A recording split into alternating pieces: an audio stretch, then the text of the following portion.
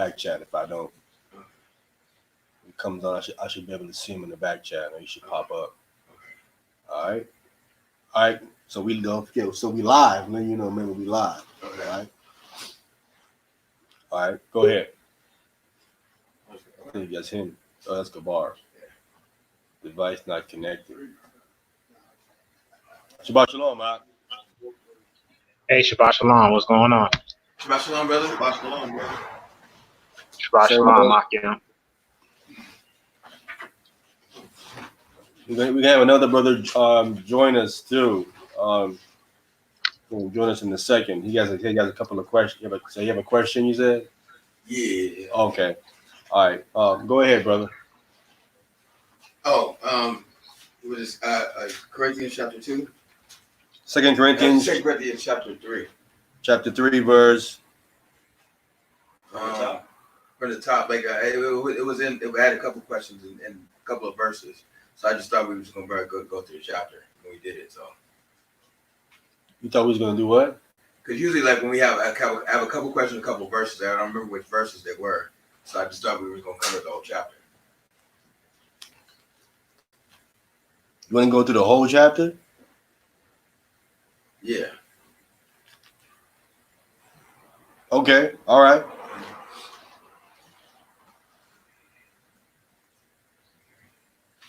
All right, so I guess I'll start. 2 Corinthians chapter 3, verse 1, starting verse 1. Do we begin again to commend ourselves? Or need we, as some others, epistles of condemnation to you, or letters of condemnation from you? You let me know when you get to a question. Okay. All right. Or if someone don't understand something that's being read, just stop. Okay. Just something. All right. Ye are our epistles written in our hearts, known and read of all men. For as much as ye are manifestly declared to be the epistles of Christ, ministered by us, written not with ink, but with the Spirit of the living God, not in tables of stone, but fleshly tables of the heart. Those my question was in here. So it's talking about where it's so it says it's mentioned to us, not written in ink, but with the Spirit of the living God. So is this meaning that is written on us? Is that what it's talking about? Is what written on us? The epistles. For as much as ye are manifestly declared to be epistles of Christ, right? Mm-hmm. You know what an epistle is? No. An epistle is a letter. Okay. Something written. Okay, yeah, that's what I was thinking. Right. So he's saying that they are manifestly declared to be the letters of Christ. Okay. Right. Okay. Ministered by us. Right. Right. Mm-hmm. Written not with ink, but with the Spirit of the living God. Not in tables of stone, but in fleshly tables of the heart. We need to hold this. I need someone to grab Hebrews chapter 8, verse 10.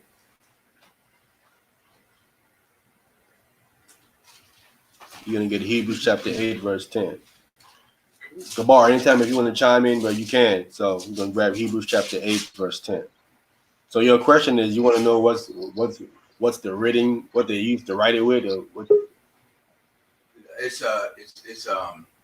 Okay, this is your brother. Yeah. Add him in right quick. He's not working.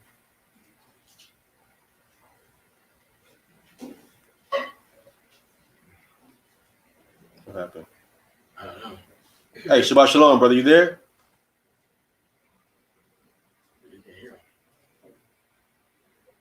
I saw him pop in for like a hot second, but then like it went back out. Oh, there you go, brother. Shabbat shalom, brother. Shabbat shalom. Shabbat shalom. We can't hear you. We can't hear you, brother. Your mic must be muted or something. Can't hear you. You muted again. You know where we Now you're not muted. Say, talk now. Yeah, Hebrews 7. Wait. Man, he's still muted. I He's don't know still why. muted. It don't show that he is, but for some reason is not. Yeah, you're muted for some reason. Talk now. Nope. Nothing. Turn his volume up. Is your volume low? Is the volume down? Is it up? Because we can see you, but we can't hear We you. can see you, but not hear you. Yeah. We should get some house out of it.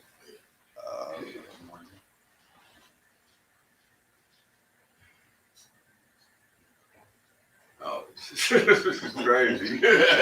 Yeah, maybe he didn't give permission for his mic to be used because I had to do that on my laptop. I had to give it I had to make sure that it was given permission. All right, he's back.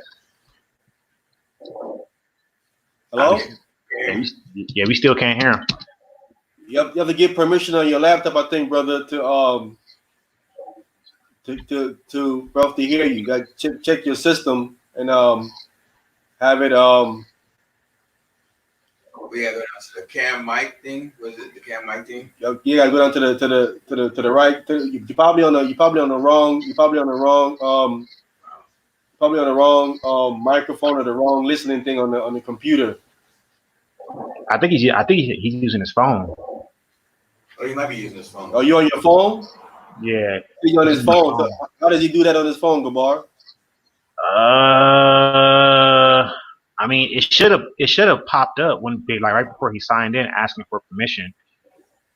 Like you're supposed to give it permission to use the microphone. It didn't do it. He's gonna have to. Is there like a settings icon like on the screen anywhere? No, his microphone is there. It's on. What browser? Hey, can he type into the chat? No, he's not in the chat. He's on his phone. He said, "Hold up a minute. We're gonna do something." He should. Yeah, he should still be able to type in. Okay. He's just gonna text.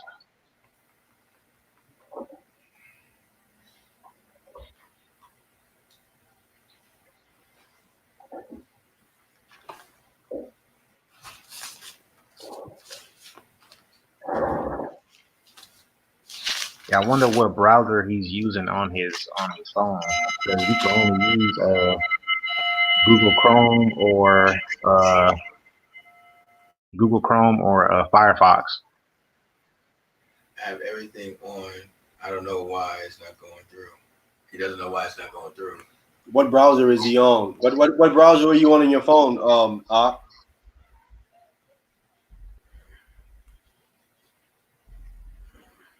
This is crazy.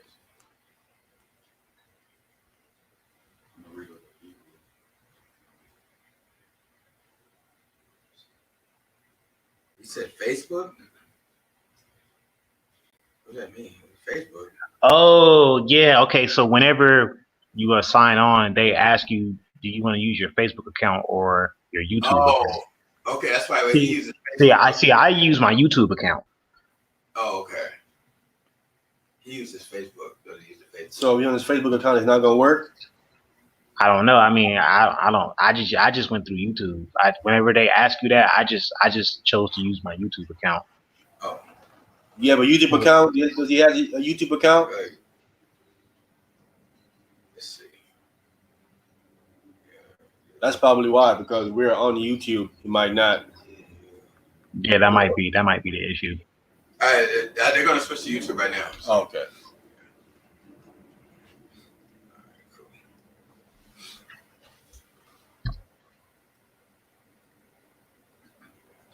All right, good, man. That dang old hot water heater kicked off, man. I'm in this garage.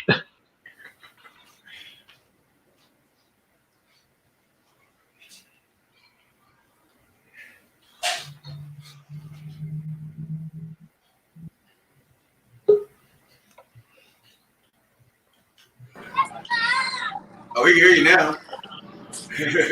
Oh, you can hear us now? Yeah, Yep. definitely. Yep. Mm-hmm. Yeah. Loud and All clear. right. Okay. Shalom. I guess Shalom, I brother. guess I have to restart the whole thing. All right, let's read it. Let's read it again, brother. I'm looking here. I'm going into my notes. We can get this stuff done. Let's get verse 3 again. Okay, where we at? In 2 Corinthians chapter 3, verse 3. No, we're in the Hebrews. We're in the Hebrews. All right, drop Hebrew. Okay, drop Hebrews. Okay. I do want to let you guys know though. Hey, I do want to let you guys know though that we are on low battery percentage phones right now because we forgot to charge our phones. So I'm only gonna be in for like 12% of this message. Okay. Can you charge it?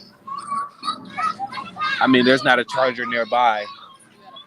Oh. Can we, you know what? Can we take his questions first, then come back to yours? Hey, you Yeah. can turn off your camera so that way it'll save some of your battery. Yeah, you take off your cameras. Yeah, there you go. All right, let's take your question, brother.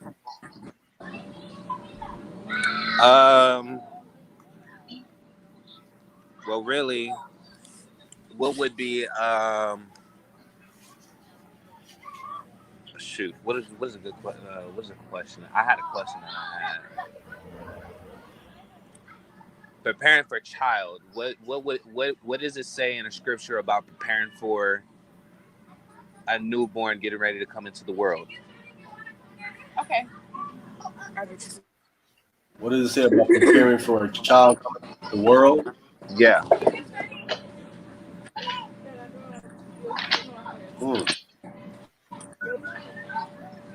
Interesting.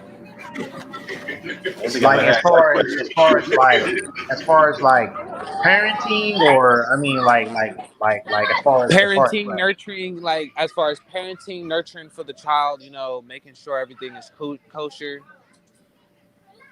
Like, okay. like how, like preparing your child, preparing to bring your child into the world. Okay. Let me see what I can do.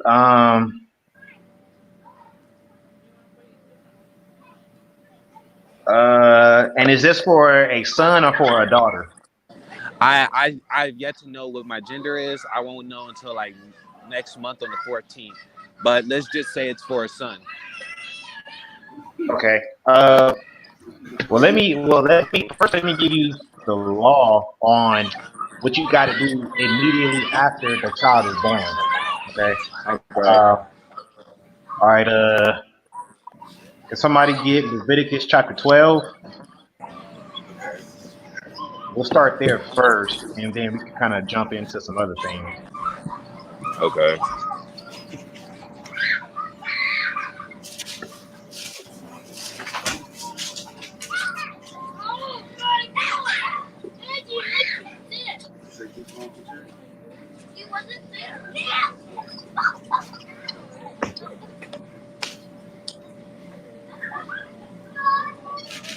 And then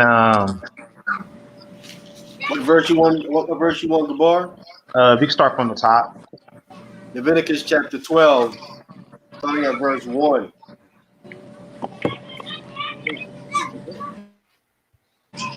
And the Lord spake unto Moses, saying, Speak unto the children of Israel, saying, If a woman have conceived seed and born a man child, then she shall be unclean 7 days. According to the days of the separation of her infirmity shall she be unclean. Okay, so anytime a woman has a child, she's going to be unclean for 7 days. And I don't know if this is your first child, but when I had Yes, it is. okay, so you're gonna understand why she's gonna be unclean for 7 days, and then it's gonna go even beyond that. Because when I had my first child, I was like, oh, okay, that's why that law is written like that. Because when you're in the room and you see what goes on, especially if it's a natural birth, and there's not like a C-section or anything, you're gonna find out why she is unclean, because it gets real bloody when that baby comes out. It gets really bloody. All right, go ahead. And in the 8th day the flesh of his foreskin shall be circumcised. All right. So in the event that you have a son, do your best to try to get him circumcised on the 8th day. If you can get it on the 8th day, and if it happens later, then so be it. But the point is to try to get your son circumcised, at least on the at the earliest on the 8th day, and then like I said, if you can't get him circumcised on the 8th day, just try to get it done, sometime thereafter. And the way they do the circumcision now, I mean, they put a little ring on the penis, and then like it falls off after like 5 or 6 days or something like that. That's pretty I much beg how. your pardon. Can you repeat that part? Yeah, as far as like how they do the circumcision now, they just put a little ring on the penis, and then like it falls off after like 5 days or something like that. It just kind of falls off. So Okay. they don't actually do no cutting with a knife or anything like that no more. It's a ring that they use. Okay. Okay. All right. Verse 4. Verse 4, and she shall then continue in the blood of her purifying 3 and 30 days. She shall touch no hollow thing, nor come unto the sanctuary until the days of her purifying is fulfilled. Okay. So an additional 33 days on top of the 7 days, if the mother of your child has a son, it all totals up to 40 days that she has to be purified after having a child. All right, if she has a son, so that's a total of 40 days, which would equate to about a month and a half. Okay, Okay. or like a month and some change, about, and they say about 6 weeks. Okay. During that time, like I said, when I had my first child, I actually had a daughter, which is what we're about to get into right now. But during that time, we didn't allow nobody to come to the house, and we didn't take the child out unless it was for a doctor's appointment. That was the only time we took the child Okay. out. But outside of that, we didn't let nobody come over. If they wanted to come drop off gifts, they had to. I met them at the door, and then I just got the gifts from them. Okay, verse Okay. 5. Verse 5, but if she bear a maid child, then she shall be unclean 2 weeks, as in her separation. And she shall continue in the blood of her purifying 66 days. Okay, so in the event that you have a daughter, then the mother of your child, she's unclean for a total of 80 days as opposed to 40 days. All right, so in other words, it would be 3 months. Everything doubles. Yeah. So everything So doubles for a girl. yes, it doubles for a girl. Okay. Okay. And then the remaining verses, it just goes into what you gotta, uh, what type of thing that you gotta bring as far as like a burnt offering and stuff like that. Okay. So we can skip over that stuff.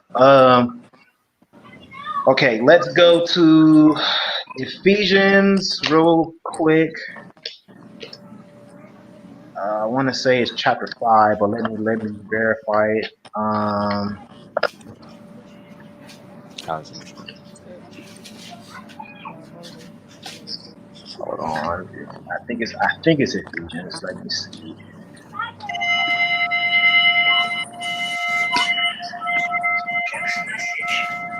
Uh, Okay. So next week we'll be able to go. That way you can see for yourself. Check it out in here. Everything. Why are you looking for that? Why are you looking for that? Can someone get Proverbs 22:6? Yeah, Proverbs 22:6. He is Why the bar looking for that? We're going to get Proverbs 22 verse 6. You can tell him something like you might have a question, and he can go to a reference that in the Bible for that situation.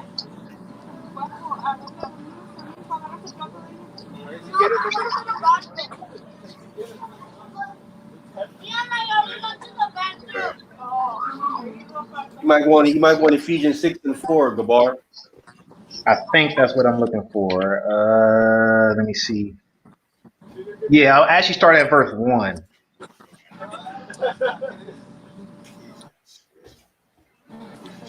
6. Yeah, Ephesians 6:1.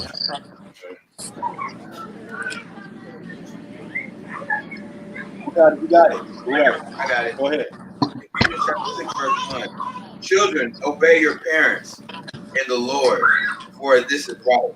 All right, so as it is written in the Ten Commandments, the fifth commandment is to honor thy father and thy mother. All right, and then it's going to explain that in the next verse. Go ahead. Honor thy father and mother, which is the first commandment with promise, Go ahead. that it may be well with thee, and thou mayest live long on the earth. Okay, so the fifth commandment is the first commandment that comes with promise. Okay, out of the 10. Okay, when you honor your father and your mother, your days are prolonged in the earth. So that's what you got to teach your children is to obey you. Okay, just as we got to obey the heavenly Father who dwells in heaven. Okay, go ahead, verse 4. And ye fathers, provoke not your children to wrath, but bring them up in the nurture and admiration of the Lord, Admonition. and admonition of the Lord. Okay, so we as parents, we gotta, and see, sometimes we forget this, is that we cannot be provoking our children to wrath. We can't have them hate us as they grow up. Okay, we have to show them love so that way they can know how to show us love. Okay, so don't provoke your children to wrath, but bring them up in the nurture and admonition of the Lord. So admonition or to admonish is to warn with great concern. Like, for example, if if you got if you have a child and they're trying to stick some metal into an electric socket, you have to warn them to not do that, and what's going to happen if they do. Okay, so just things like that as you go along, which goes to the next verse that I believe the brother's going to bring out, Proverbs 22 and what is that, 6? Proverbs 22 and 6. Yeah, Proverbs 22 and 6. Con. Her third birthday, we did it like bigger, so we started like 6 months ago. Like this, I'm like, because we were gonna do just Chuck E. Cheese for her, but I got injured at work. And I So think I got one more back in Second maybe Timothy. go over there and bucket. So I'm like, we need to do something. All But right, yeah, we're at yeah. Proverbs 22 and 6. Everything was kind of like last time. Like we literally did this in 2 weeks. Less than 2 weeks. Yeah. Yeah. I would have been pulling my hair out trying to put a party together in 2 weeks. Proverbs Okay. 22. Train up a child in the way he should go, and when he is old, he will not depart from it. All right. So we gotta train up our children in the way that they should go, which is in the way of righteousness. All right, according to His word. All right, we gotta raise them up in that from what they eat, from who they become friends with, from what they learn, what they watch. I mean, we gotta train them and teach them about the things. A lot of times, and what I'm learning too is that instead of shielding my daughter, right now she's only 2 years old, so she's still soaking up a lot. But as she gets older and her level of comprehension begins to begins to raise up, I'm not gonna shield her from anything. I'm gonna show her what's out here, so that way she can know and be aware and how to navigate through this world and still walk in righteousness. Because if you shield them and then you don't tell them about it, and then they're gonna get curious and they don't want to go find out. So we definitely gotta try to raise them up, train them, teach them, let them know what's out here. I mean, even from the foods that they eat, teach them about what's in certain foods, like certain unclean stuff that may have a sophisticated name. I mean, train them up while they're young, because children, they soak stuff up like a sponge. So um, definitely gotta just train them up in the way that they should go, and that way they won't depart from that, which is not departing from righteousness. Okay. Um, and then we had used this the other night. I just want to use this one verse, 2 Timothy chapter 3 and 14. I just want to get that one verse.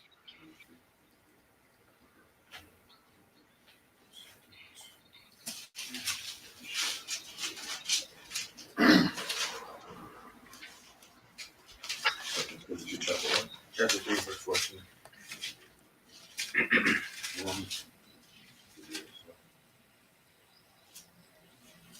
Chapter 2, verse what? It's 2 Timothy chapter 3 and verse 14. Oh, 3.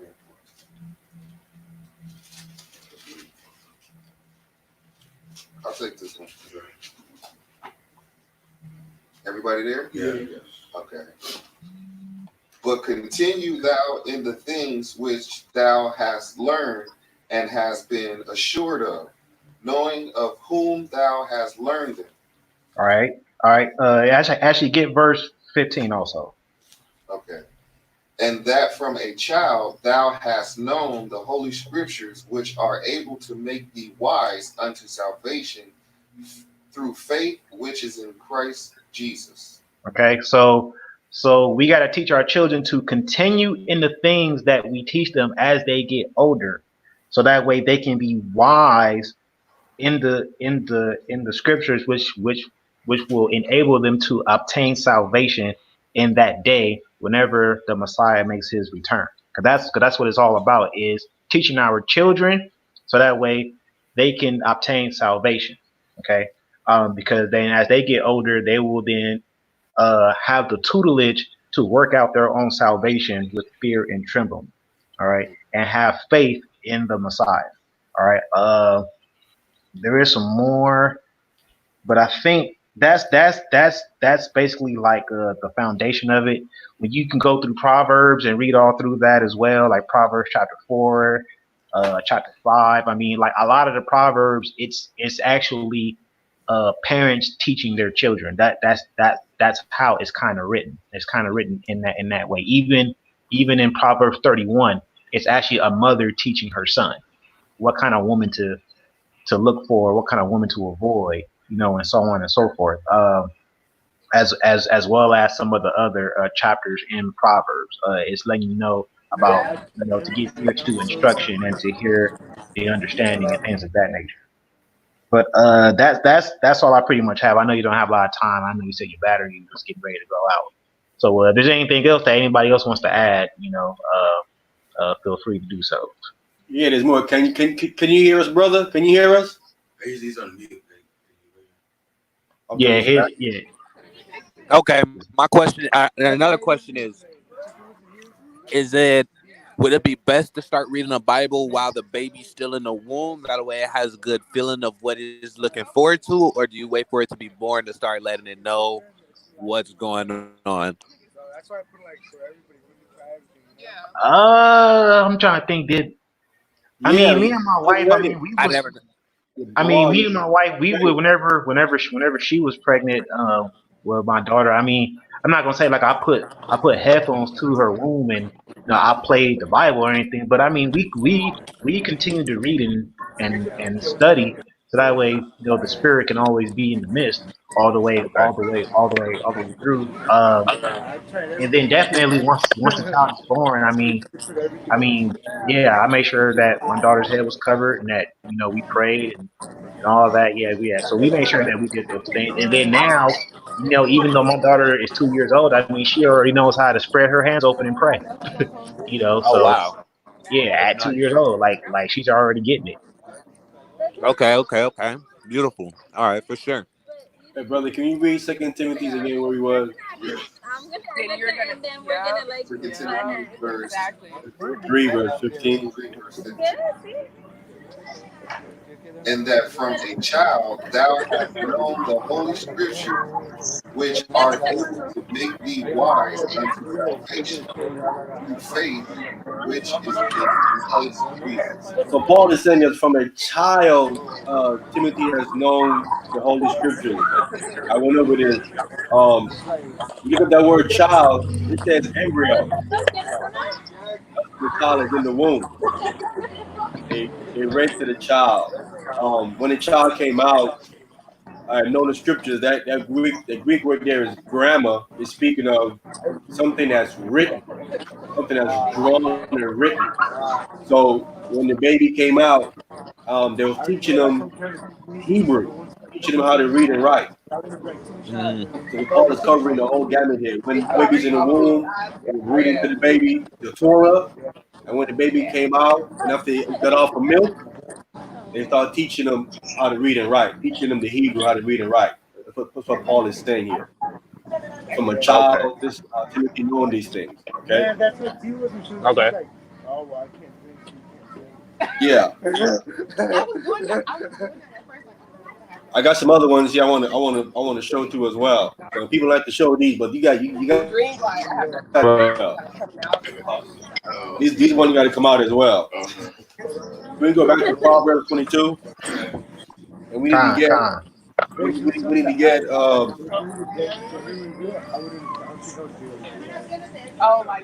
verse 15. Proverbs 22, All and right. let's get verse 15. Like so, like All right. Let me get that real quick. I got you. I got you. can't do All right. tonight. Proverbs 22, verse 15. Foolishness is bound in the heart of a child, but the Foolishness is rod of bound in the correction heart of a shall child. drive it far from him. What do you Right, want? but the rod of correction shall drive it far from him. So when they start to get out of hand, you have to whip them I sometimes. wanted a boy when I Like found they get out. that belt on them. Just because, like, if you think about it, as a Okay, female, like, they get that God, belt. God, you know what? You know what? You know what? Now that you brought up that one, hold on, hold on. I got a couple of mine too. Now that you brought out that one, I have a hold lot on, man. more to bring out on that. Yeah, man. Hold on. since you, I got a since you lot more going to there. bring out on that one. but they, Oh man. Hold on. Let me yeah, find it. but then It's again, in as the a apocrypha. female, like I never thought I'd be It's chapter like 7, bro. I know where you want to go. Can we get Proverbs 23 and verse 13? it's just like Proverbs 23 and verse 13. it's a Proverbs lot. chapter 23, verse 13. Withhold not correction from the child, for thou beatest him with the rod, he shall not die. See, he ain't gonna die if you whoop him. Some people think that you whoop a child, he gonna die. No, he's not. He said, "Withhold not correction from the child, because if you whoop him, then he's not gonna die." You know what I'm saying? You're doing it for his own benefit. I know I was whipped, so and it definitely helped me out. Okay. Can we get Proverbs 30? I mean Proverbs 20 and 30. First, let me get Proverbs 19 and 18. Proverbs chapter 19, verse 18. Let me tell you, And then someone grab 20 and 30. Uh, no, like always, like you buy him a couple of keys and a shirt, and it's like 19, verse 18. like my girl, like she loves her dresses, and she doesn't Proverbs like 19, to verse change. 18. She likes to change it up, and she wants to change herself, Chasten like not a even for like son while today. And it's there is yeah, hope, and then and you're let like, not no, like be are you doing that? so You're fear not doing for his that. crying. Right. That's it, right? That's all I want. It says, chasten thy son while there is hope. You have to whip him while he's young, because he gets to a certain age, none of that gonna matter. He's gonna walk out and leave. You can't tell him nothing up to a certain age. Yeah, So you gotta chasten him while he's young, that and you let not now your it's soul like spirit for his crime. better You're doing it than for a good reason. and then like Okay? your You have makeup, Proverbs it 30, she I has mean 20 and 30. destroyed so much of my makeup. Yeah, and it's like it takes everything in me not a fucker. Yeah. Blueness of It's a like woman yeah. cleanse away evil. But I love Go ahead. The her. It's just a inward lot. parts of the coat. See, the blueness of the wound when you whoop them, when you turn blue, it says it cleanses away evil. When you whoop them, they're gonna get back in line. Be out there doing all kind of wickedness, going to go gang banging and do all kind of nonsense. That whipping gonna chase away that evil. They go, nah, I ain't doing that. You gonna hang out? Mm-mm. You see my hand, bro? I whoop messing with y'all, man. God. I ain't messing with And you y'all, know bro. what? Hey, you know what, Doc? In that case, man, when my daughter get like 7 years old, man, I need a babysitter. I'm sending her to you to watch her. Right here. Is that right here? Yeah. Yeah. All right, hey, all right. So let's go to the apocrypha real quick. Ecclesiasticus. I got two like in here. Ecclesiasticus 41, and we're gonna start at verse 5.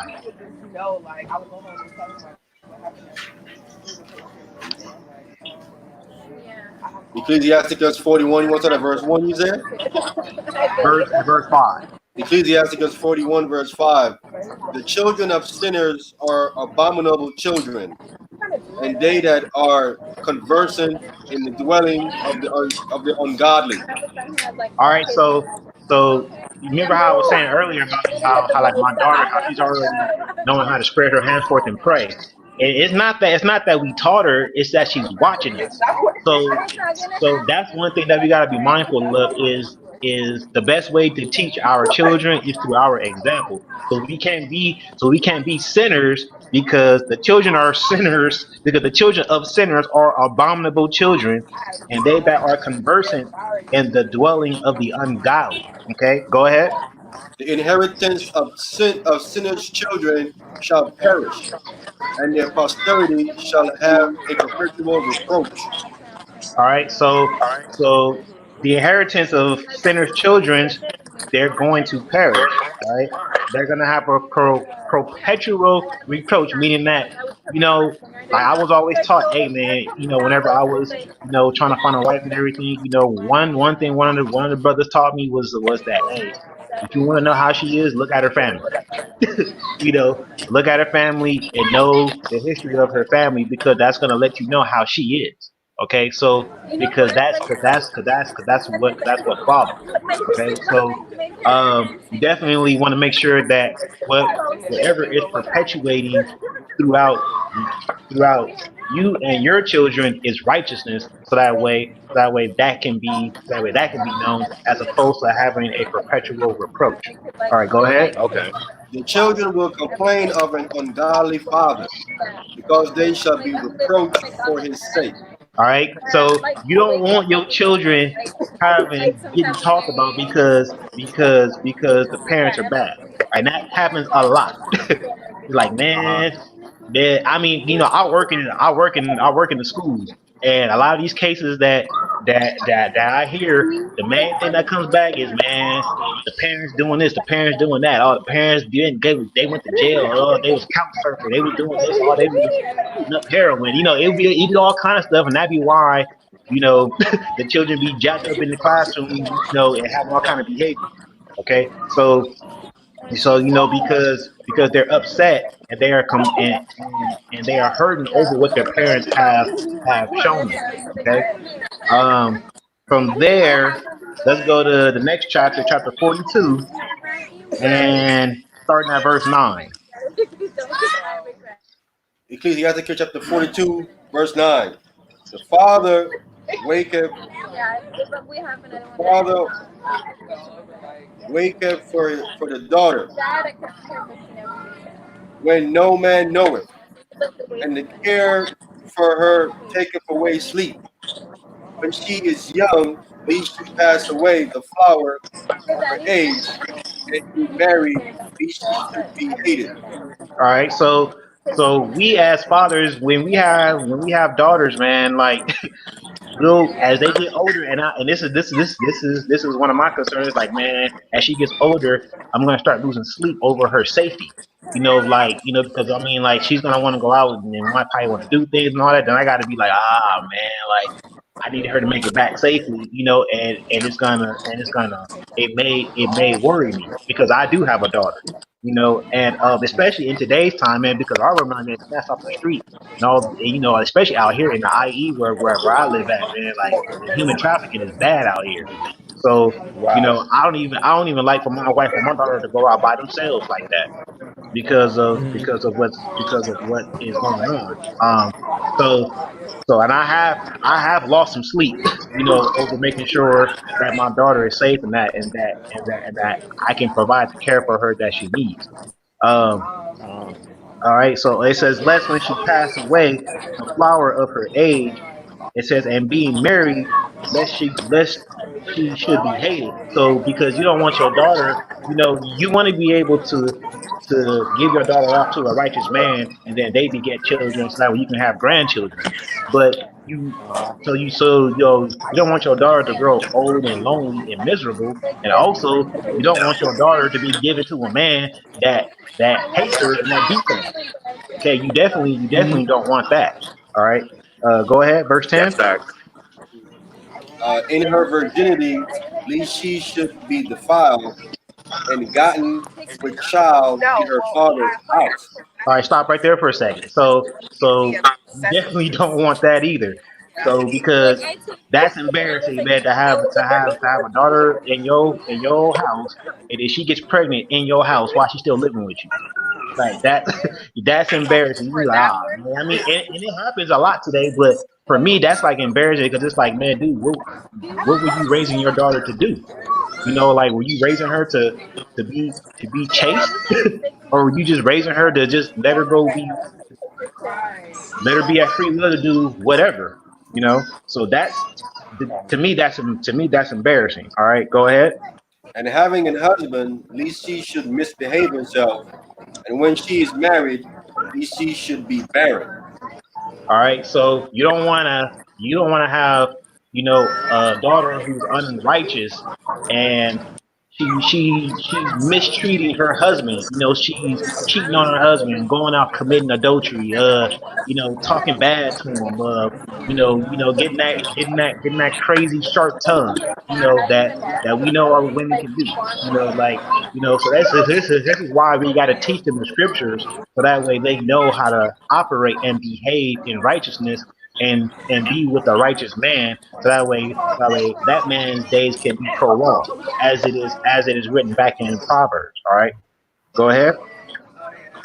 Keep a sure watch over a shameless daughter, lest she maketh thee a laughing stock to thy enemies, and a Mhm. byword in the city, and a reproach among the people, and make thee ashamed before the multitude. All right, so Don you got to keep Julio. a sure watch. If you see your daughter is getting out of line, man, you got to watch over that. If you see that, oh, she ain't got no shame in her game. Like, oh, nah, you got to check that real quick, because what's going to happen is she's going to get older, and then she's going to be out there. I mean, being whorish, and then eventually that's gonna be like, man, well, what was her mother and her father doing? Like, dang, man, they didn't raise her right, and so on and so forth. All right, and you'll become a byword in the city, a reproach among the people, and you're going to be ashamed before the multitude, before many people. All right. There's also verses that talk about, whenever your daughter does something, don't be laughing with her and all that and everything. Like, oh, not that, oh no, like, this is funny and everything and stuff. Like, my daughter, she's kind of doing that now, be trying to joke around a little bit at 2 years old, and I'm like, I'll look at it and be like, no, this is not funny. So you always got to make sure that you keep them in check. Because one wrong slip, and then they go off the deep end. All right, so like I said, it even as I'm going through this, man, this is like a refresher for me too. Because I got a 2 year old, so it's even good for me to even go back over these things myself. Anybody else want to? Oh, I guess he just dropped off. Well, I got some more.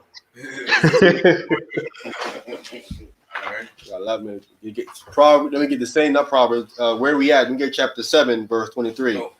Ecclesiasticus in the Apocrypha, chapter 7, verse 23. All right, let me get that. All right, let me get that real quick. Ecclesiasticus chapter 7 and verse 23, you said? Starting at verse 23. Con. Ecclesiasticus chapter 7, verse 23. Hast thou children? Instruct them, and bow down their neck from their youth. See that? From their youth, you got to go ahead and instruct them and bow down their neck from their young. You got to get them to respect you. They got to respect you, man. If they don't respect you, you're going to have problems. All right? Go ahead. Hast thou daughters? Have a care of their body, and shew not thyself cheerful toward them. See that? Mm. But it was just Just bringing saying that out. that. Okay. You know what I'm saying? He was just bringing that part out. Say, have a care for their body, meaning check what they're wearing out there. You can't be coming out there showing all their body, man. You know what I'm saying? Their body parts. You got to check what they're putting on. When they come out the house, these people, the daughters are coming out here. You like, where's your mother and father at? You dressing like that? You so young. You know what I'm saying? Mm-hmm. Bodies. I see it at the schools all the time. I'm like, damn, they let you leave the house like that? Yeah, crazy, man.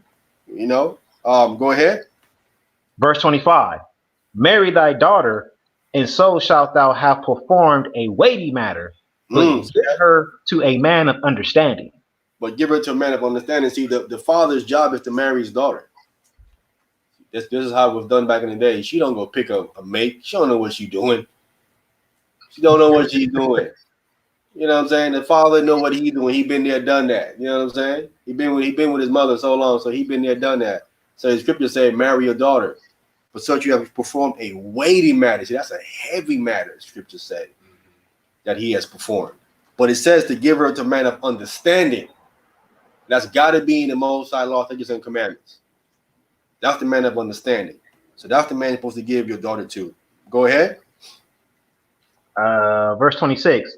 Hast thou a wife after thy mind?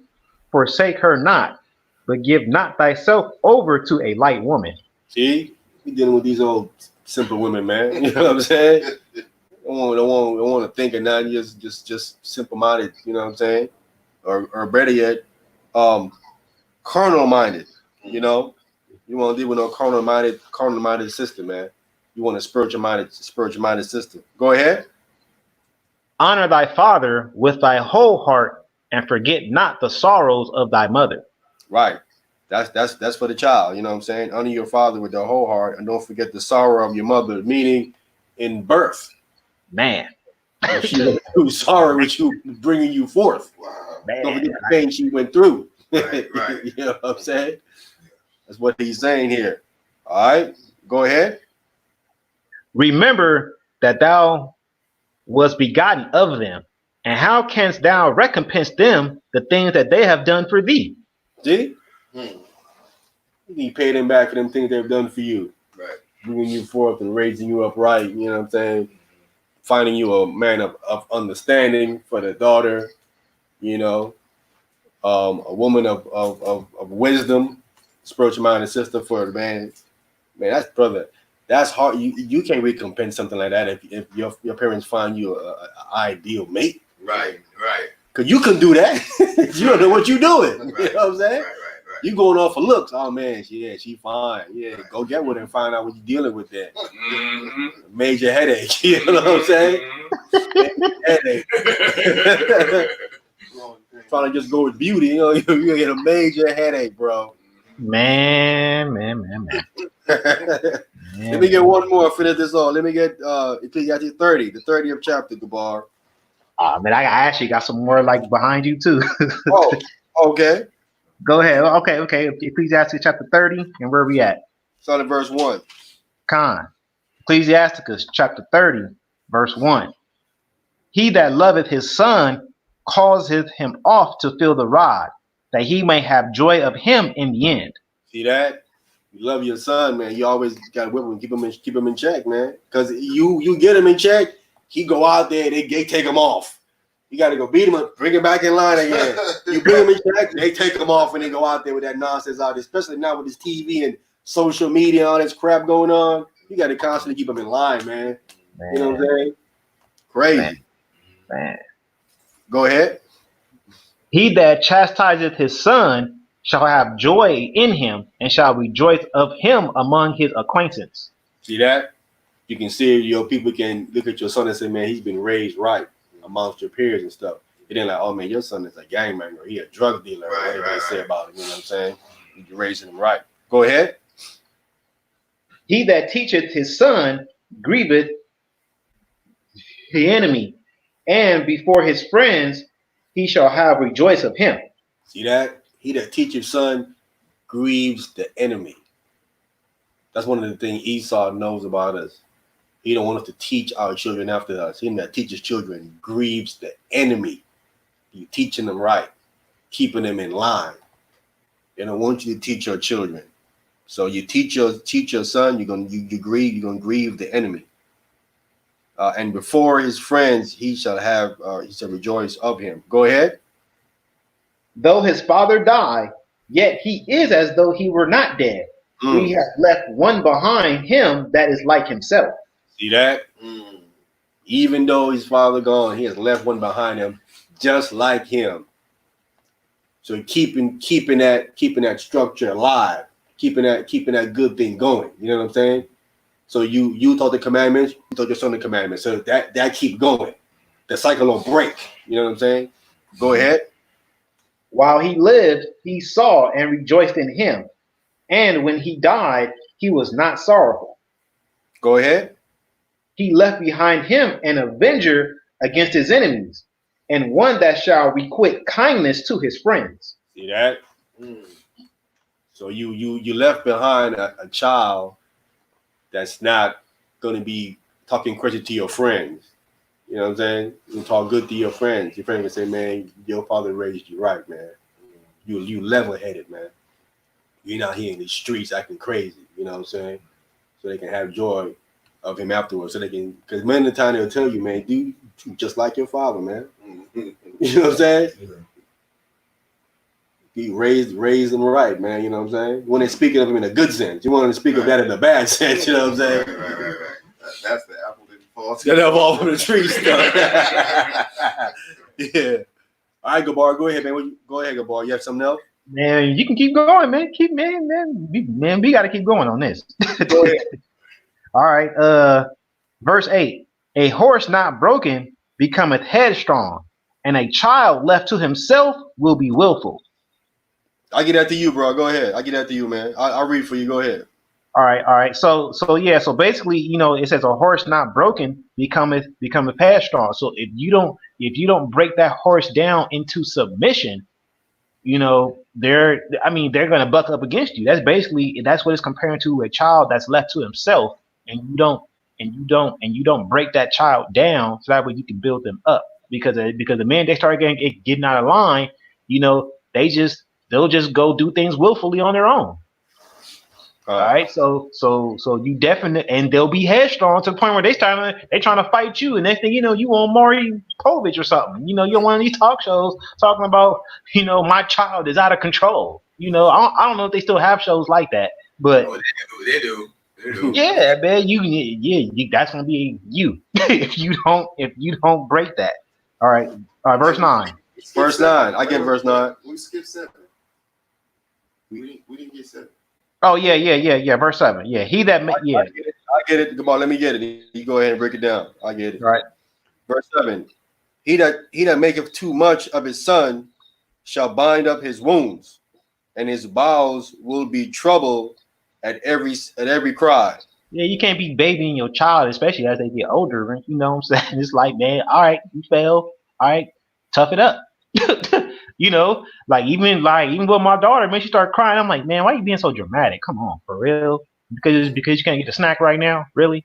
Like, I'm not. You can't just be giving into everything, because that's how they take advantage. You just can't do that. I'm already at the point with my daughter. Thankfully, I'm already at the point with my daughter where, for the most part, all I gotta do is kneel down and look her in the eye and tell her, go get ready for bed. And she'll run away and cry, but she'll go do it. She don't like it, but she'll go do it. But you can't baby him. You definitely can't do that. All right, let's pick it up at verse 10. Wait, verse 9. Verse 9. Verse 9. Verse 9. Crocker thy child, and he shall make thee afraid. Play with him, and he will bring thee to heaviness. All right, so this is you ever heard of, like, man? This used to trip me out, man. How some parents be trying to be like friends with their child and stuff. Like, oh yeah, my mom is my friend. We go hang out. We go to the club together. We do stuff. It's like, what are you talking about? it's not talking about in the sense of, you take your child to the park, you go down the slide with them and stuff like that. It ain't talking about that kind of thing. It's like, you over here playing with them and you're not like actually disciplining them. You're playing around with them. All right. Yeah, Crocker means to pamper. Right. Crocker means to pamper. You spoiling them. You pamper your child, he gonna make you afraid. Right. Because then it's like, and see, and being that I work in the field that I work in, I see this all the time, man. I mean, we call it the reinforcement of behaviors that are undesired. That's what we call it. But really, but really is you spoil your child and you let them get away with too much. And then in the case that they on the spectrum or they got like a disability, sometimes the parents they don't know what to do because they don't know how to communicate with their child. But some of these things, like first you need to do this, then you can do this. But if you do this, and this is getting taken away, like it's the same principles, they still apply. And it's funny how the field that I'm in, working in, I be applying scripture all day long. Like it's what I do for a living when it comes to these children that I work with. So yeah, it's just a blessing that I'm able to do that. All right, verse 11. Gotta get verse 10. Now we have verse 10. Come on. Verse 10. Laugh not with him, lest I have sorrow with which like it. Laugh not with him, lest thou have sorrow with him, and lest thou gnash thy teeth in the end. Right. So you don't want to be. It goes back to the previous verse. You don't want to be playing around with them, pampering them, babying them, and all that. You don't want to do that because you're gonna have sorrow with him later because you didn't teach him discipline or her discipline and instruction, but yet you let them be at liberty to do what they want. All right, and you just gave them whatever they wanted, and you rewarded bad behavior. All right, because that's all you're doing. You're just reinforcing bad behavior all day long, and then when they get older, they're gonna end up in jail, shot. In the case of a daughter, she may end up being a whore, or out there on the streets, like getting snatched up, so on and so on. All right. All right, and then that's gonna make you upset. You're gonna be like, oh, you're gonna be sad, you're gonna be angry, you're gonna be miserable all at the same time. All right, that's ultimate heaviness. All right, verse 11. Verse 11. Give him no liberty in his youth, and wink not at his follies. Yeah, don't be turning a blind eye to when they do something that they're not supposed to be doing. That's just foolish. That's just folly. Don't give no liberty, no free reign to do those type of things. You got to check it quick, right? And if it happens again, you just got to keep checking and get a little bit more harsh, to make sure that it doesn't happen again. But at the same time, like I said, you got to give them admonishment. You got to teach them the reasons why. You have to warn them with great concern because sometimes some parents they just beat all day, but they don't actually teach their children why they shouldn't be doing the things that they are doing. It's more of a do as I say and not as I do, or they're not, or they're also not. They're not teaching them the consequences behind what can happen, the natural consequences behind what can happen if they do certain things. All right, verse 12. Verse 12. Bow down his neck while he is young, and beat him on the sides while he is a child, lest he wax stubborn and be disobedient unto thee, and so bring sorrow to thy heart. So see, but you know how they be doing this stuff. You can't whoop your child in anymore and stuff. Now, me and my wife we are very careful about what we do in public. We're very careful about that because we got to understand where we live at now. You start to whoop your child while you in public, they're gonna be like, they're gonna call child services on you. Right. So they abusing your child and all that. But man, when you in the home, you can give your child a spanking. You can spank him on the leg. I remember Martin Lawrence. I forgot on what comedy special he did. He was like, look, he said, whoop your child's a. He's like, look, man, don't be in the street trying to box them, but whoop them. Whoop them while they're young, because when they get older, man. I mean, some of these children, boys, some of these kids, they be taller than their parents, and they can take their parents. So that's why you got to get them mentally and be like, man, I brought you in this world, I could take you out. Like that's the mentality that they need, that you need to instill into your children, while still nurturing them, loving them, and everything, letting them know like, hey, look, it's all good when you got good behavior. We can go out, we can have fun, we can do things, but when you act up, this is what's gonna happen, and know that it's coming. You know. Um, so yeah, it says to beat them on the side. So yeah, you can spank them, you know, on in their butt and and on their thighs or whatever. Like I said, I wouldn't be trying to box them out, or hitting them across the face and all that. Like I'm trying to slap them across the face like some parents do. But yeah, but on their sides and on their butt, yeah, do that. You can do that. All right, and verse 13. Wait, let me say this too. This is why you have Edomite children killing their parents. Man. Killing their parents. Yeah. Afraid of you. They're killing you. Yeah. That's crazy, bro. Yeah, they don't even realize that they were breeding serial killers in their own house. Yep. Are you talking about the Menendez The brothers? Menendez brothers. Yeah. See what they did? I remember that. Yeah, man. Yeah, they wasn't following these protocols. Yeah, No. you know what I'm saying? Verse 13. Chastise thy son and hold him to labor, lest his lewd behavior be an offense unto thee. All right. Most High, he chastises us because he doesn't want our behavior to be an offense to him. And this is the thing, like I said, once I got in this field of behavioral analysis and I started working, I'm like, man, a lot of this stuff is the Most High be doing to us. Like he wants our behavior to be appropriate and not offensive to him. So the keeping of the commandments and all that, it's all behavioral. Like it's because it all goes back to what we doing mental and the things that we choose to do, the choices that we make. So, the Most High, he chastises us and he holds us to labor. All right, lest our lewd behavior be an offense to him. So likewise, you gotta do that with your child. You gotta chastise your son or your daughter and hold them to labor. Or else their misconduct is going to be offensive. All right, to you and to everybody else that's surrounding them. All right. Now the one I was going to bring out was in chapter 3.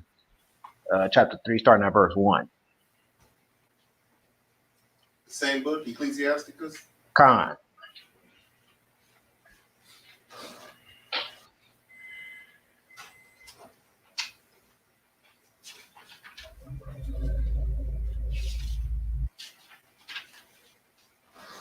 You said chapter 3, verse 1? Mm-hmm.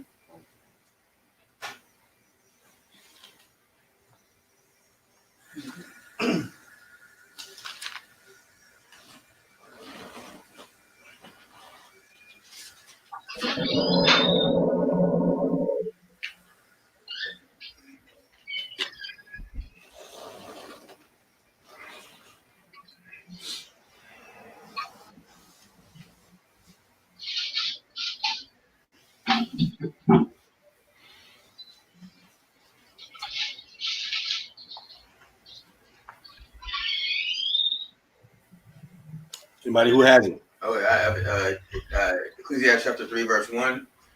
Hear my father, O children. Hear me, father. Hear me, your father, O children, and do thereafter, that ye may be safe. All right. So these instructions that's coming from a father to his children, it says, hear and do.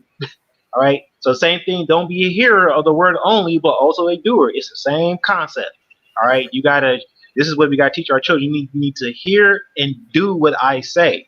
All right. Hear me and do what I say. This is for your safety of your soul. All right. Go ahead.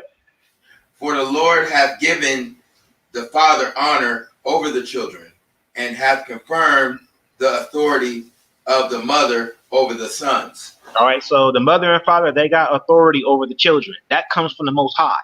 That's ordained by the Most High.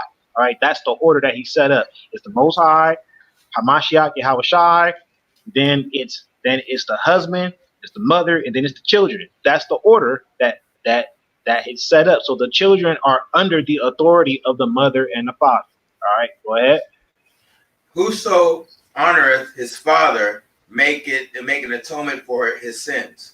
All right. So if you honor your father, it's how you atone. It helps to atone for your sins because you follow his instruction, which is also being obedient to the commandments. All right. So you start to atone for sins when you become obedient to your father, because if your father is teaching you righteousness, then likewise, uh, it is because he's following the Most High, which is the Heavenly Father, who he got the instruction of righteousness from. All right, so that's how you begin to atone or to purge those sins. All right, because another word for atonement, or Hebrew word kafar, can also mean to purge. All right, so that's how you purge that stuff out. All right, is honoring your father. Go ahead. He that honoreth his mother is as one that layeth up treasure. All right, that is all right. So when you honor your father and your mother, you start to lay up those treasures in heaven. All right, you prolong your life. All right. I believe that in the New Testament, certain individuals like Tabitha, who was able to be raised from the dead and all that, they had treasure laid up in heaven, and that is how the that power from on high was able to be bestowed to, I believe it was John or Peter who raised her up from the dead and everything. But that was because she had treasure laid up in heaven that was able to be used for that to be brought forth. Okay, for in order for that miracle to happen. So this is how we lay up our treasures in heaven, and that power that we need to have access to whenever it's needed. It's by honoring your father and your mother, which is a commandment that comes with promise. It prolongs your days. All right, go ahead. Whosoever honors his father shall have joy of his own children, and when he maketh his prayer, he shall be heard. All right. So if you honor your father, then when you have children, you'll have joy in them also, because you're going to be like, you know what, my father taught me this. I respected him. I was obedient to him, and to my mother. And so because of that, now I can pass that down to my children. And that cycle, as the brother already stated, can continue. Okay, and also the prayers, they get heard. What I'm saying, the prayers that are sent up from that household are actually heard by the Most High. They aren't covered with a cloud. Go ahead. He that honoreth his father shall have a long life, and he that is obedient unto the Lord shall be a comfort to his mother. So see, sorry letting you know about that long life that's going to be prolonged if you are obedient to your father. And it says that he that is obedient to the Most High shall be a comfort to his mother. All right. So you can't be obedient to the Most High, but then turn around and then give your mom a hard time. Like the two just don't go together. Like if you are obedient to the Most High, man, you go comfort your mother. All right. That's what you do. All right. Go ahead. He that feareth the Lord will honor his father, and will do service unto his parents as to his masters. All right. So yeah, when we become full of age, yeah, we gotta be willing to serve our parents, because like they get older, they may not be able to do certain things anymore. So then that's when you got to go visit and help them out. Hey, let me do some yard work for them, or let me help clean up the house a little bit, so that way they don't have to be doing all that. Because it's as the brother already stated in the verses before that we was reading back. We ain't gonna be able to repay what they did, bringing us into this world, raising us, and spending all this money on us, to raise us and make sure that we were fed properly, that we were clothed, and we got proper instruction. We definitely want to be able to serve them just as they served us in our youth and taught us in our youth. All right, go ahead. Honor thy father and mother, both in word and deed, that a blessing may come upon thee from them. All right, because the blessings get facilitated down, from the father to the mother and then down onto the children. We see that same pattern from Abraham to Isaac to Jacob. All right, the blessings, they start to facilitate down. All right, so that is why we have to honor our father, our mother, both in word and in deed. Go ahead. For the blessings of the father establisheth the houses of the children, but the curses of the mother rooted out foundations. All right. So just like we was already saying earlier, man, I work at schools. I've been working with children for a while, and when I see problems, I'm like, what's going on at home? Cause that's where the foundation is. Home is the foundation of how a child is behaving. All right. That's where it all starts at. So the blessings of a father establishes the houses of children, but the curses of the mother rooted out foundations. Go ahead. Glory not in the dishonor of thy father, for the father's dishonor is no glory unto thee. All right. So don't dishonor your father. Okay. Glory not in the dishonor of your father. I mean, you may have moments, especially myself, with my father. I've had moments where I've gotten upset, but I couldn't glory in that, man. If I'm walking with the Most High, I'm like, man, I need to just let it go. I mean, I can find a way to tell them how I didn't like something without being offensive, but I can't be glorying in the dishonor of my father. Oh man, I go start telling other people how bad he is and what he did and this and that. Like I can't. I'm not gonna glory in the dishonor of my father. So we should not do that. It says, for the father's dishonor is no glory in thee. That the Most High he doesn't see no glory in that at all. All right, go ahead. For the glory of a man from the honor of his father, and a mother is dishonor, is a reproach to the children. All right. So for the glory of a man is from the honor of his father. So our glory is facilitated down, or at least it's supposed to be facilitated down from our fathers. All right, and it says, "And a mother in dishonor is a reproach to the children." Okay, so while the father may be walking righteously, if the mother isn't, it's going to be a reproach to the children, and they're going to be like, "Wait, what's going on?" That's why you got a lot of divorces now. Okay, because you got one may be walking righteously while the other one isn't, and now the children are being reproached. Okay, go ahead. My son, help thy father in his age, and grieve him not as long as he liveth. Go ahead. And if his understanding fail, have patience with him, and despise him not when thou art in thy full strength. Okay, so uh, read verse 14. For the reveling of thy father shall not be forgotten, and instead of sins, it shall be added to build thee up. All right, so when our parents get older, like I was already saying earlier, we got to help them, and then we can't grieve them as long as they live. All right, so and it may be kind of stressful on us, like, oh man, I gotta do all this stuff, I gotta try to, I remember our brother I said this before about like the circle of life, how you come into this world, you gotta wear Pampers and everything, and then you get older, you gotta wear Pampers all over again. It's like the circle of life. It kind of just goes around. So you know, uh, we definitely need to be able to have patience with them, because their understanding is gonna start to taper off. They may get senile. You know, they may not remember everything.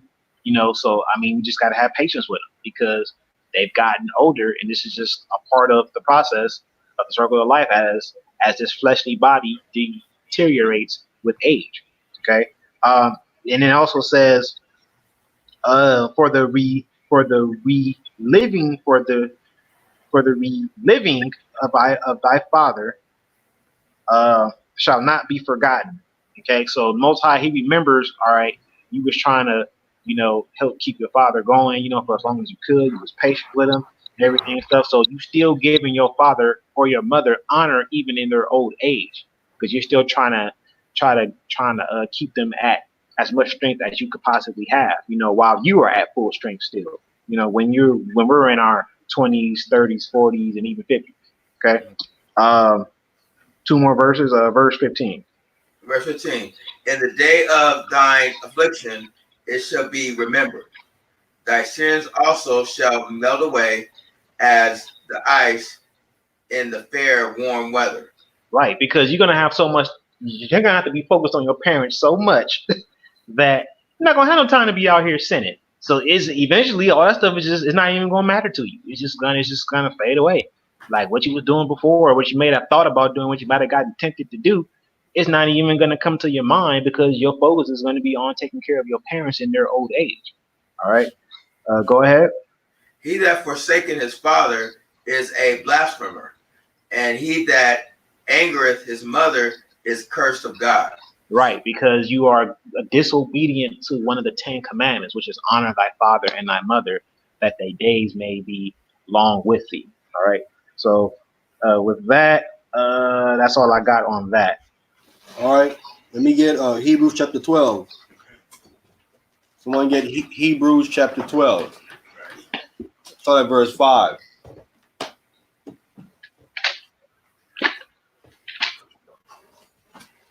Hebrews chapter 12, verse 5. Starting at verse 5, yeah. Hebrews chapter 12, verse 5.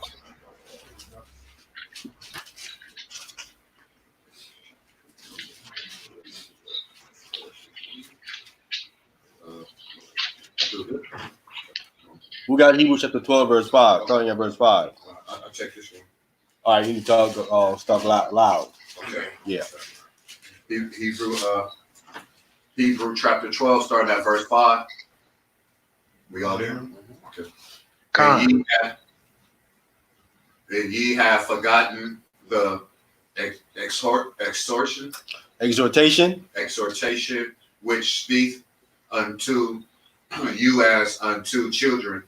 My son, despise not thee the Chastening chastening of the Lord, nor faith when they are rebuked of him. Right. So sometimes people have forgotten the exhortation that speak to them as unto children. Kind of what we all went through, what Gabar was going through, I was going through earlier.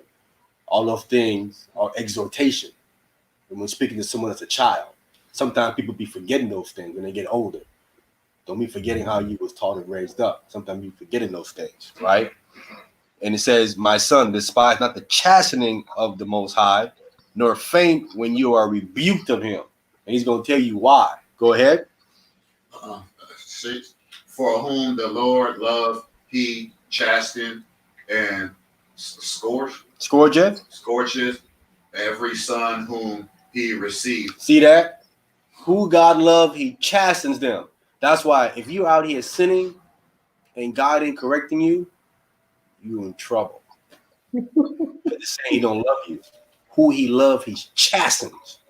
He says, and he scourged every son that comes to him. There ain't nobody that's without chastening. Christ got chastened, did he not? He chastened every son. This is to let you know who is the son of the Most High. Every son of God gets chastised. Nobody is exempt. None. He said, who he loved, he chastened. So if he's chastening you, you say, oh man, that's love. It might be tough, but that's love. Okay? It's going to get clearer. Go ahead. 7, Hebrews 7, 12, verse 7. If ye endure chastening, God deals with you as with sons. For what sons is he whom the Father chastens not? See, if you endure the chastening of God, then he's dealing with you as sons. He chastening you and you bounce out, he ain't dealing with you no more. Yeah, you have to endure and go through it. You can take. I was just debating last night. One of the man that went through something with chastening of the Lord, Job.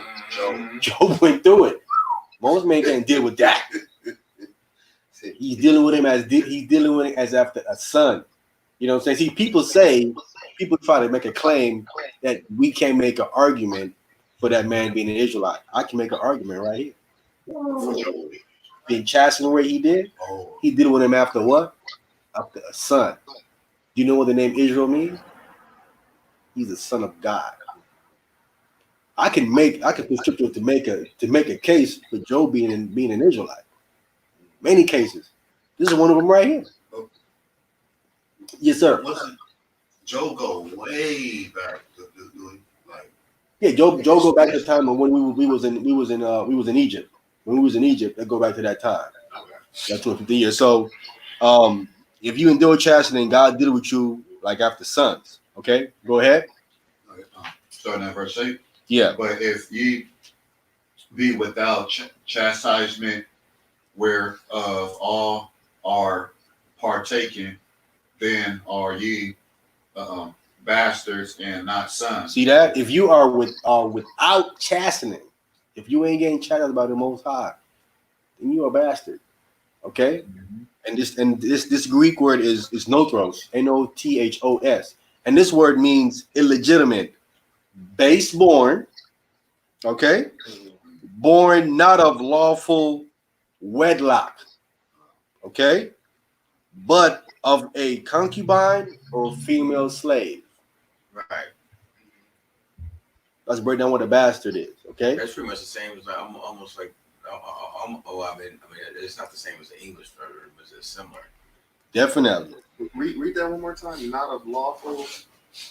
Illegitimate, base born, born not of lawful wedlock, okay, but of a concubine or female slave. This go back to why the Most High had Abraham send away Ishmael. He's born of a slave. Right. Keturah name, concubine. Right. You know what I'm saying? Base born, right? Send him away from Isaac. He was born of his legitimate wife. All right. So again, if you are without chastening, you're a bastard. Period. Without wedlock, like going on a wedlock. Right. Yeah. Right. Lawful wedlock. Right. Lawful. Okay. All right. Go ahead. Furthermore, we have had fathers of our flesh which corrects us, and we gave them Reverence. reverence. Shall we not much rather be in subjection unto the Father of spirits and life And live. Right. So your father whipped you, gave him respect when he whipped you. Yeah. You know what I'm saying? So Paul is going on and saying rather much we should be in subjection to the Father of spirits. That's everybody.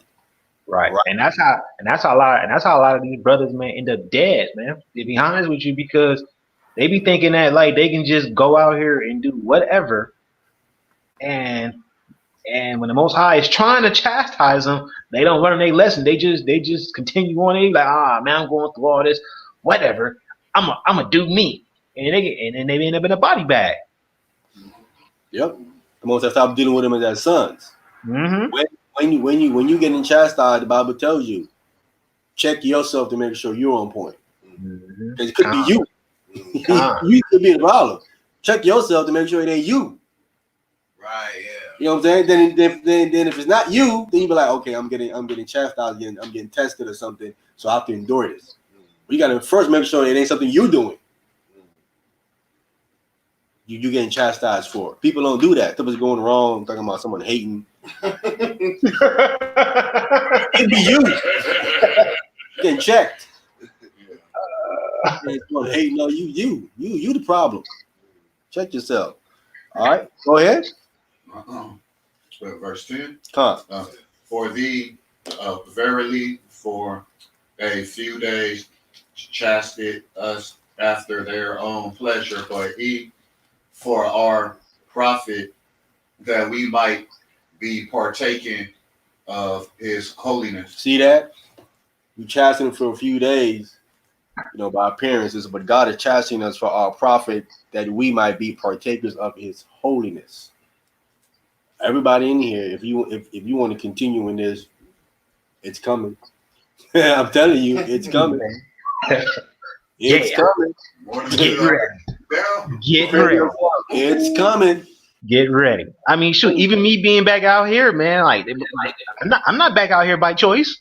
So I'm like, man, I'm going through it right now. This is my chastisement right now. Might have been something I did, or I might just be getting tested. The Most High is trying to gear me up or something. But either way, it's a chastisement, and I've accepted that. See, when this chat, when it comes, we hearing it now. But how we gonna take it? Yeah, it's how you respond to it. It's how you respond to it. Shows where you at. How you respond to it. Don't respond the wrong way. Because some people respond and get rebellious. Time. You know what I'm saying? They get rebellious against the Most High when it happens. You know, now you when it happens, you're supposed to cling more to the Most High. The things that happen. All right. Go ahead. 11. Cut. Now no chastening for the present seem to be joyous, but grievous. Nevertheless, afterwards it yield the peaceable fruit of righteousness unto them which are exercised thereby. Right. See, and when you're going through it, man, it's grievous. It's tough when you're going through it, but afterwards, after you go through it, we read about Job. After Job went through it, right? What did Job get after he went through it? Second, triple. Job lived another 140 years. Got double what he had. He went through it. See, in the moment you're going through it, it's grievous. It's tough. You know what I'm saying?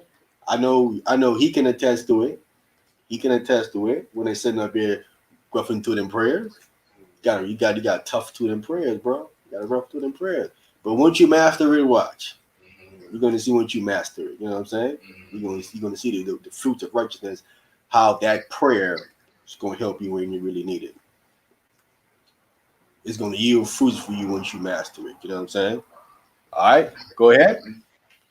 12. Cut.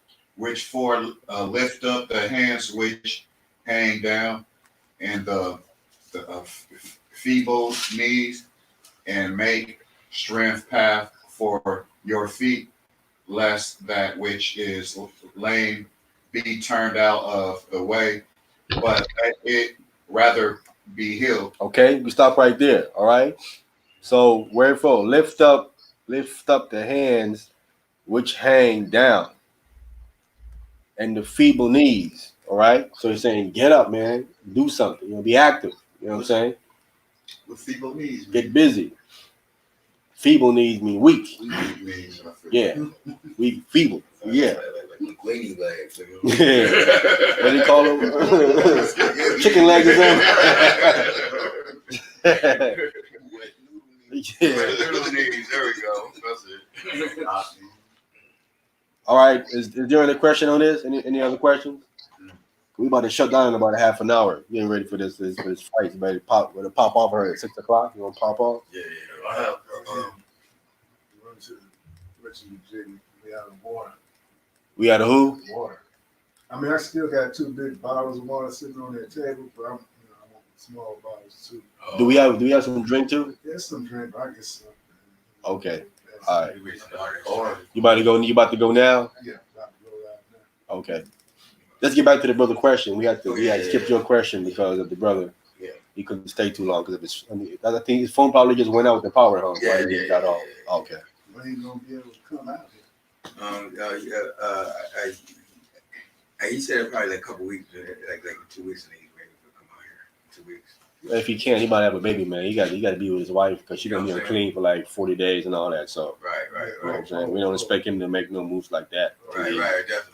I talked to him about the Passover. Yes, he's going to that Passover.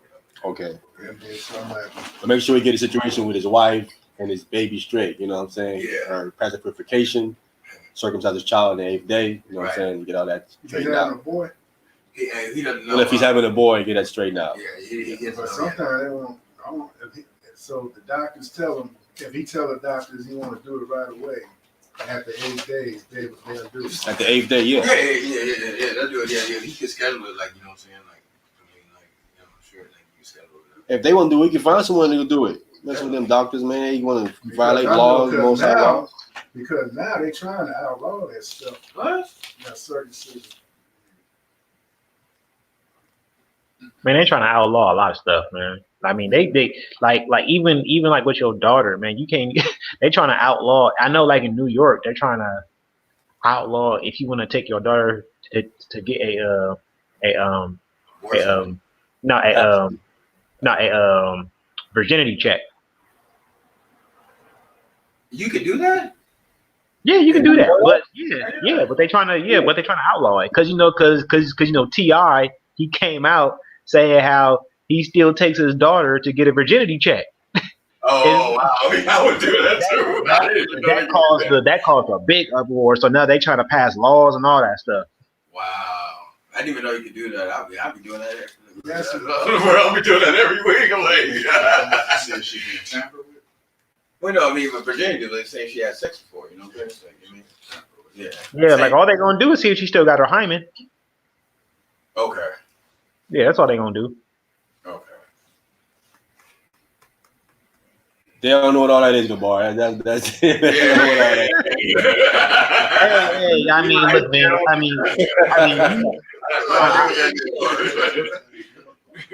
Yeah, I will. Y'all can explain that after we go off the air.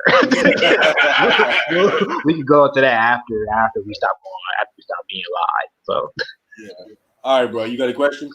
Yeah.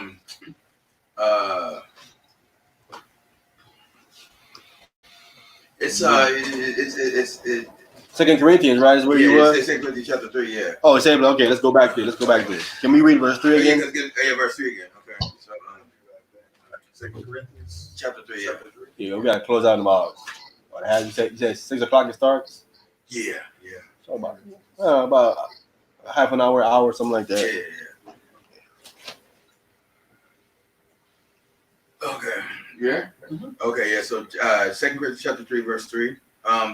For as much as ye are manifestly declared to be an epistle of Christ, ministered by us, written not with ink, but with the Spirit of the living God, not in tables of stone, but in fleshly tables of the heart. Right. Okay. So he's telling them that you are manifestly declared to be the epistle of Christ. He's talking about a letter to be commended, a letter of condemnation, commendment, a commendment letter. You know what I'm saying? A letter that commends somebody. So doing something, right? Okay. So they are the letters. They are the letters in Christ of commending to the apostles. Is what he's saying. You are our letters of commending, right?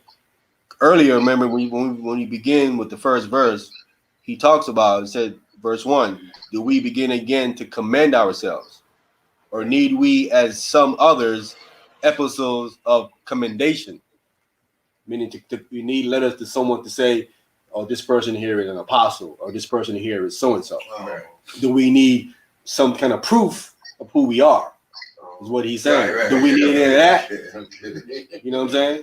Is what he's saying. Okay. We need that. But we come down to verse 3, he says, that's who you guys are. You guys are our epistle, our letters of commendation. You know what I'm saying? You are. Because what they're gonna vouch and say, yeah, these brothers are apostles, these brothers operate a certain way. These brothers were doing miracles, baptizing people. Oh, okay. You are our commendation letters. The people in Corinth. The people in Corinth that he's writing to. Okay. I got That's you. what you guys are. Okay. You know what I'm saying? Okay. That's who you guys are. Okay. We don't need no man to write nothing up. Right. You know what I'm saying? Eyewitnesses. Right. I got That's who you guys are. Okay. Yeah. I got you. Okay. Right. That's Okay. right. That's what he's saying right here. They're written not on tables of stone, but on fleshly heart. Right. Okay. Right? Yeah. Okay. We're gonna continue verse 4. Yeah. And such trust have we, though Christ is God and Godward. Go ahead. Not that we are sufficient ourselves to think anything as ourselves, but our sufficiency is of God. That's correct. Go ahead. Who also have made us able ministers of the New Testament, not of the letter, but of the spirit. Of the letter killeth, but the spirit giveth life. Right. Okay, so he has made us able ministered of the renewed. This word "new" is this Greek word "kainos," and it's speaking of something that's been renewed. Okay. Okay, Okay. of the renewed, the renewed covenant. This word testament is covenant again. Okay. It's the renewed covenant. Okay, not of the letter, but of the spirit. All right, because he goes on to say, "For the letter killeth, but the spirit giveth life." Okay. Right. So when you teaching someone this, when you teach someone the spirit of the law, is you giving them understanding of it. See, without the understanding, you're just at the letter. You don't fully understand or comprehend the letter itself. See, people read a lot of stuff but don't comprehend it. So Right. when you don't comprehend it, what you do, you make mistakes. And then when you make mistakes, then the letter, what it says in there, can kill you. Because if you do so and so wrong, you're gonna die. You know what I'm saying? Without the comprehension, you just at words. You're not at the understanding of something. But the spirit is going to give you the understanding of it, so you can do what the letter says. The letter by itself is going to just kill you. You're not catching it. They said we're teaching it from the spiritual perspective to give you understanding of it. It ain't Hey, going nowhere. Go ahead, Gabar. can we get a precept to that? To what you just said? Nehemiah 8:8. I'll get that.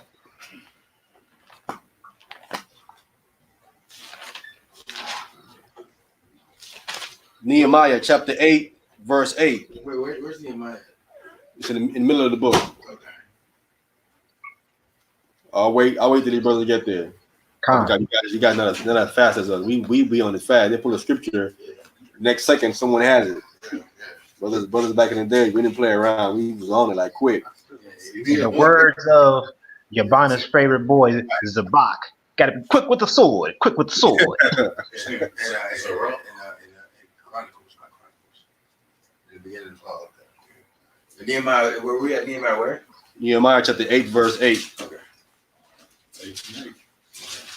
Help the brother out. Tell Tony out. You guys, where you are? You in Chronicles or something? No, Nehemiah. Okay, Nehemiah chapter 8, verse 8.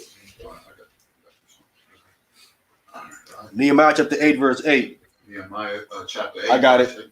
Yeah, I got it. Nehemiah chapter 8, verse 8. So they read in the book of the law of God distinctly and gave the sense and caused them to understand the reading. All right. So just like the brother said, like, whenever you stuck out the letter, you're not going to be giving the sense. You're not going to be distinct in what the reading is, and you won't be able to cause the people to understand what is coming out of what is being read. All right. But the spirit will cause the book of the law of God to be read distinctly. They'll be able to give the sense, and they'll be able to call the people to understand what they just read, which is what the primary method of teaching for the children of Israel is, which is what brothers do. Unlike in the church where they just read one verse, then they just preach all day long, and then you don't understand what's actually happening. You got to be distinct. You got to rightly divide the word of truth. You got to give the sense of it. Because it's got to make sense. Because a lot of stuff, even whenever I'm still reading, I'm like, man, how does that make sense? Like me and the brother, man, whenever we be studying, man, we be like, man, we gotta make sure this stuff makes sense. Because if there's one contradiction, then it's something wrong. So we got to bring it to harmony. So definitely got to be able to do it to give distinctions in His Word, so that way things can be made clear to understand. And that's how you know someone is moving in the Spirit, is when they are being able to make it make sense to you. Okay. All right. You're bringing it back. Let's go back to 2 Corinthians. Yeah. You want to do the whole chapter? You said right, or you just want to? No. Actually, I think that's where it was, because it was like that's where it mostly was. Because I was trying to understand what he was trying to like saying it's not with the letter, but it's with the spirit. That was actually more like, because it was in verse 3 and verse 6 where I was getting confused at. Oh, okay. Yeah. All right. Cool. Yeah. Cool. Yeah, that's the important thing, man, is to get the understanding. Which Most people don't do that. You know what I'm saying? Right. You know, Because I'm like saying like, well, I mean, if it's not written, like it's not written in ink, it's not written in stones, like what's he talking about? Like, I'm like this confusing Paul talk, man. Hey, see, now you understand what Peter's talking about. People wrestle with Paul's writings Right. for their own destruction. You know what I'm saying? Right. Because it sure sounds like he's making a case for them Gentiles, man. They really do. You're not careful, you just like, man. Yeah, man.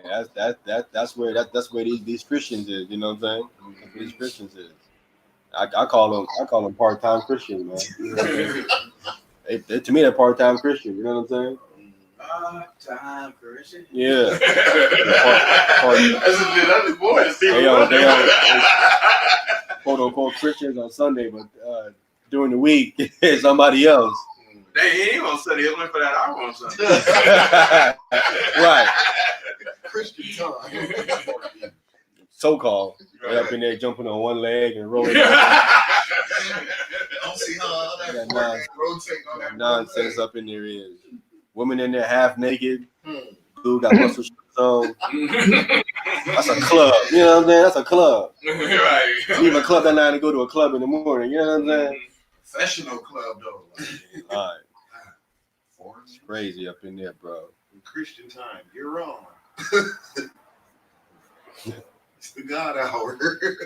Knowledge, wisdom. Any other questions? I have that we on a subject of it was just one about where women would be saved. It's in Timothy, women would be saved in childbirth. Yes, sir. That's the one you want to learn about. Yeah, Women being saved in childbirth. Yeah, that's 1 Timothy chapter 2, verse 15, right?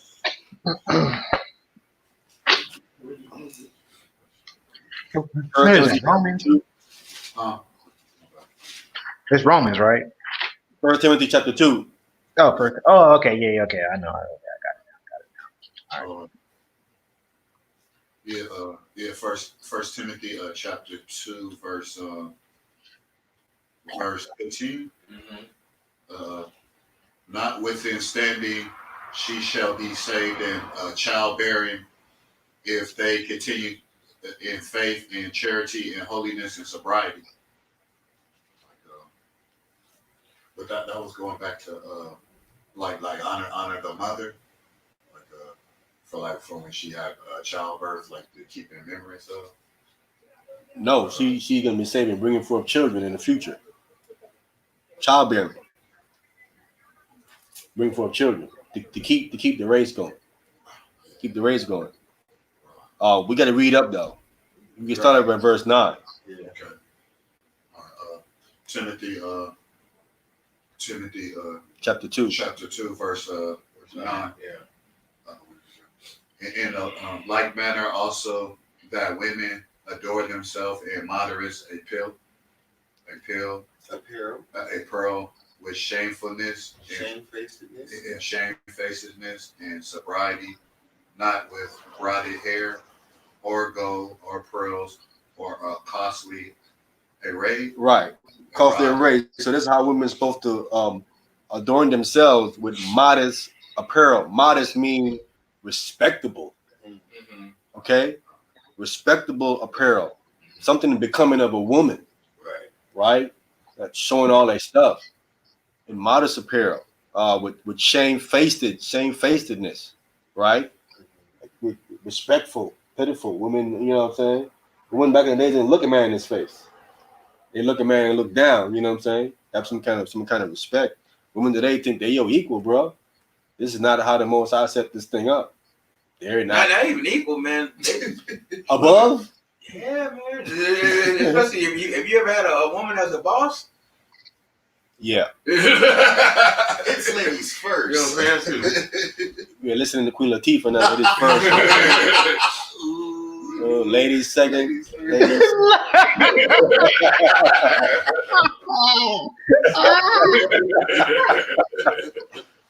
Change that song. Right, I remember that.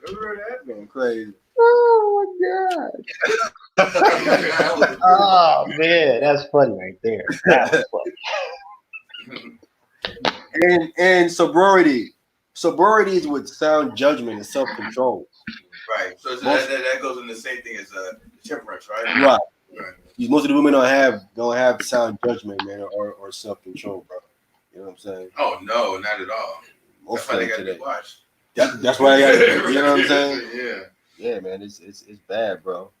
Now with bordered hair and gold and pearls and all that, you know, trying to be all flashy. Because what happens when they do that? They attract the wrong attention. Right. You know what I'm saying? Mm-hmm. They attract the wrong men, Mm-hmm. and it's hurting that cause. Shalom, brother. Shalom, brother. I was like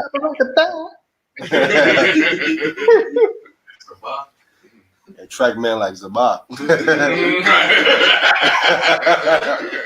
It's up right in trouble. Yeah, they were addressed, but they make sure it's long enough to appear modest, but tight enough to still show their curves. Yeah. They be know what they be doing, man. Man. They know what they They do. be knowing. You try to play innocent. You know. Yeah. Go ahead, brother. But which become woman professing godliness with good works. Right. So some of them trying to profess godliness with good works when they're getting on to this dressing up like that. Go ahead. 11. Let the woman learn in silence with all subjections.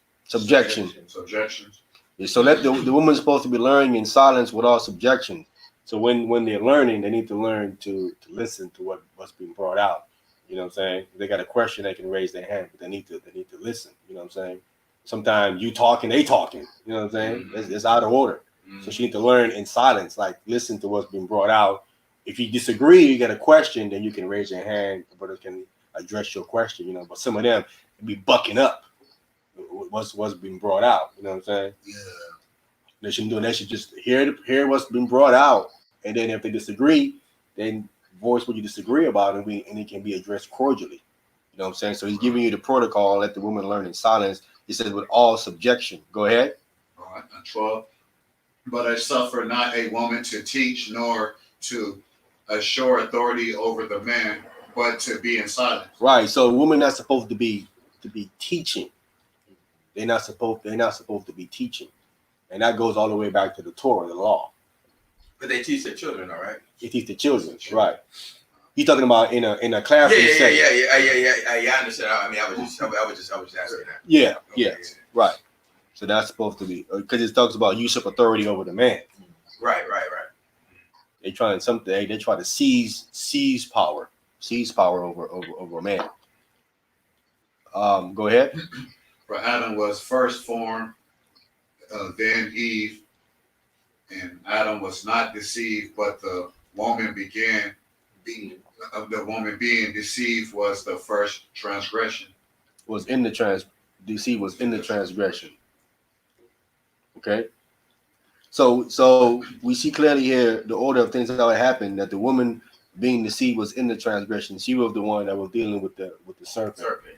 And tricked her and you know what I'm saying and took the fruit and then handed it over to Adam. Go ahead. Apple pie. Notwithstanding, she shall be saved in childbearing if they continue in faith and charity and holiness with sobriety. So Paul is saying that nevertheless, after all of that went down, she's going to be saved in childbearing, and it says if she continues in faith. If she continues, you got to continue in belief and faith in the Most High Christ. You got to continue in charity, right? Charity is you doing something for someone without expecting a reward. Right. And holiness, to be clean, to be holy not only in speech, but also in body and how she carries herself. Right. It says with sobriety again, which is self-control and sound judgment. Now these women, they hanging around in places they ain't supposed to be in. Right. That ain't sound judgment. You be in these areas, get yourself raped, beat up, Mhm. all kinds of happen to you. You dress in all kind of way. You put yourself in these bad environments that get you in trouble. Like you by yourself with like 5 dudes. Right. In a house, in a room. Right. Like, you know what I'm saying? Like, you don't need to be doing that. No. You know what I'm saying? Like, dudes calling you to come hang out with them. right, Just right, you. right. Yeah, you come over there and hang You out go with over them. and hang out with them too. Right, exactly. How stupid is the judges? You still go for that. And she ain't got son judgment. She be like, nah, I cannot prove all being there. Just guys? Nah. Right. Not even her. If she got a pass. How dumb is the judge to hear this story? Like, okay, it was nighttime, booty call hours. You had a room full of men and The judge ain't looking at that. The judge is looking at him. Yeah, looking at him, exactly. The judge is looking at him. Mm-hmm. You know what I'm saying? Mm-hmm. The judge don't like you. Mm-hmm. Right, exactly. Forget how the story sound bad. You know what I'm saying? Right. Judge don't like you. Mm-hmm. he locked up like that, man, he's guilty. Get sound judgment, bro. Women, I mean, women like that's hard to find, bro. You know what I'm saying? Hard to find. I'm saying today women don't have sound judgment, man. It's hard to find a woman that have a sound judgment, carry herself with some respect, willing to be quiet, to learn in silence. You know what I'm saying? Mm-hmm. That's a virtue. It's hard to find a woman and just sit there and just be like and just listen. You know what I'm saying? And soak it in. Not that she could be a robot, but and just sit there and be and listen. You know what I'm saying? And take it in, and then she can ask questions and whatnot. But if she has a husband, she got to learn that from him at the house. Mm. So I ask women, do you have a husband? Because if you have a husband, like shift, they have your husband teach you that. You know what I'm saying? Now you want to learn, you got to bring your husband with you because he got to verify what's been taught to you because he's your head. You just can't go teaching a woman to have a husband, bro. According to the scripture, you got to teach her. You got to go through her husband because you be out of order trying to teach her. That's why when it's about talking about he counseling a woman, that a married woman, he ain't counseling a woman without a husband there. What's wrong with you? You done lost it. You counseling her, all right. 3 o'clock in the morning. 3 o'clock in the morning. Booty call out. Wow. So, Yeah. so what about? Because I've experienced this before. Like a woman come into the faith, and she see that her and her husband is not aligned no more, and then she want to like leave him because of that. But she can't though. No, she can't leave him because of that. She can't leave. Mm. She can't leave. Only off adultery.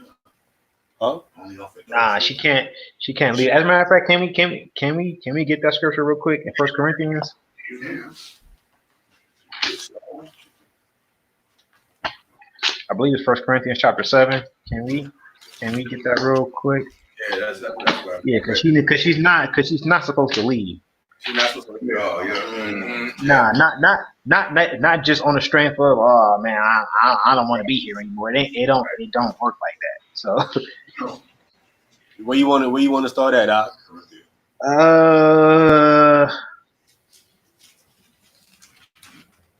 We can start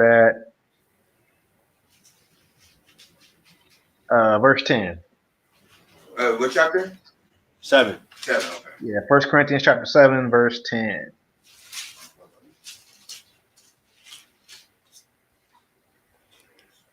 Everybody there? Yeah. Mm-hmm. 1 Corinthians chapter 7, verse 10. And unto the married I command, yet not I, but the Lord. Let not the wife depart from her husband. All right, so now what Paul is doing, similar to Moses, because Moses was presented with a lot of situations in Deuteronomy, and he had to establish other laws for certain situations that didn't necessarily come from the Most High. So Paul is doing something similar here when he says, "And unto the married I command, yet not I." It says, "Yet not I, but the Lord. Let not the wife depart from her husband." So it's letting you know that, all right, first and foremost, the wife ain't supposed to be leaving her husband. That comes from the Most High. All right, but he's gonna let you know that the things that he's gonna suggest. Okay, so let's go into verse 11. Go ahead. But and if she depart, let her remain unmarried or be reconciled to her husband, and let not the husband put away his wife. All right. So sometimes you got situations where, I mean, husband and wife just not getting along, and somebody got to leave the house to avoid somebody getting stabbed or something, you know. So, you know, because it's a hostile environment and it's volatile. So somebody got to leave the house. All right, I'm gonna go stay with my mom's or a friend for however long, you know, until things cool down, and then you're supposed to go back home and try to work it out, you know. But it's not supposed to be no divorce, no putting away, or anything happening like that. It's just a situation where y'all got to be apart for a while, so that way the tension can subside a little bit. All right, go ahead. But to the rest speak I, not the Lord. If any brother have a wife that believe not, and she be pleased to dwell with him, let him not put her away. All right, so now Paul is saying, he's like, look, this is coming from me, you know, similar to Moses, you know, like whenever he was instituting certain things. All right, he's taking a similar position.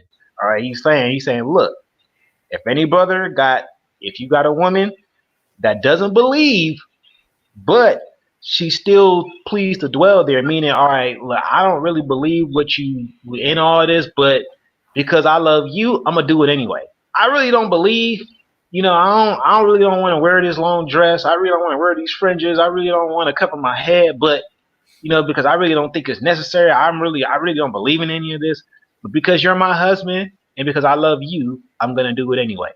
All right, that's the pleased to dwell. So in that case, you're like, all right, don't put her away. Don't put her away. Go ahead.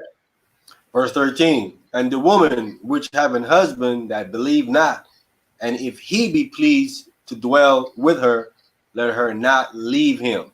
All right. So same situation. If the wife is walking and the husband is like, I really don't want to grow my beard out. I really ain't trying to like, you know, I really do like this. I really do like this bacon. You know, I really do want me a pork chop. But because I love you and because I'm with you and because we trying to work this out, I'm gonna go ahead and not do it. So the husband makes an agreement to say, you know what, I'm gonna do this for you. You know, it's not saying that, oh, like I love the Most High. It's saying I love you. All right. So because of that, I'm not gonna do it. I'll go ahead and follow suit. All right. So she can't leave. All right. Go ahead. For the unbelieving husband is sanctified by the wife, and the unbelieving wife is sanctified by the husband.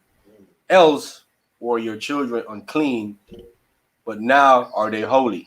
All right. So an unbelieving spouse is sanctified by the spouse who does believe through their example. Okay, through their example, because I actually know a brother who came into the truth, and he was already married, and his wife, she didn't come in right away. It took her maybe about 3-4 years for her to actually come in, but she kept seeing him walking, and so she was asking questions, she was getting curious and everything, and then, you know, 4 to 5 years later, she started walking because she got sanctified through her husband walking and being an example, even though she didn't believe initially. Okay, and I've seen that happen a lot. You know, sometimes it may happen within a month. You know, the wife just be like, okay, oh yeah, nah, I hear you and I believe, and then she starts studying, and next thing you know, she's just as sharp as the husband is. You know, and in other cases, it just takes longer. But gotta be patient and endure, because that at the end of the day, you made a vow to to to be with that man or to be with that woman. So it's not a ground for divorce. All right, go ahead. Verse 15. But if the unbelieving depart, let him depart. A brother or a sister is not under bondage in such cases, but God have called us to peace. All right. So, but if the unbelieving be like, man, look, I ain't trying to have nothing to do with this. I'm out. Like, I want to go eat my pork chop. I want to go party on the Shabbat. I want to go do all that. You know, like I want to go be in the world. I don't want to be with you no more. I'm out. If they leave, look, man, you're not going to be held to that bondage in that case, because there most likely there's no communication, so you don't know what that person is doing. That person might have committed adultery and you don't even know it. You know, so you know they might have been out here Like they might started worshiping the devil or something. Who knows? Who knows what they doing? So it's like if there's no communication and if they leave, you're not under bondage in that case. You stood your ground. You made sure that hey, I'm gonna remain faithful to this man or to this woman. But if they leave on their own will, that's not no blood on your hands. If they leave on their own will and there's no reconciliation. So after a certain period of time goes by and you know it's over and you know when it's over because it's like ain't no because they ain't came back, they ain't tried to fix it, nothing, and 3, 4, 5 months go by, it's like, man, you gotta move on. You gotta just move on, just make sure you line up all your ducks in a row. If you got married according to state law, you gotta file that divorce, so that way you can be set free from that situation and you just gotta move on. Yeah, I mean, it ain't about seeking spousal support and all that. Just move on. Just file the paperwork and move on.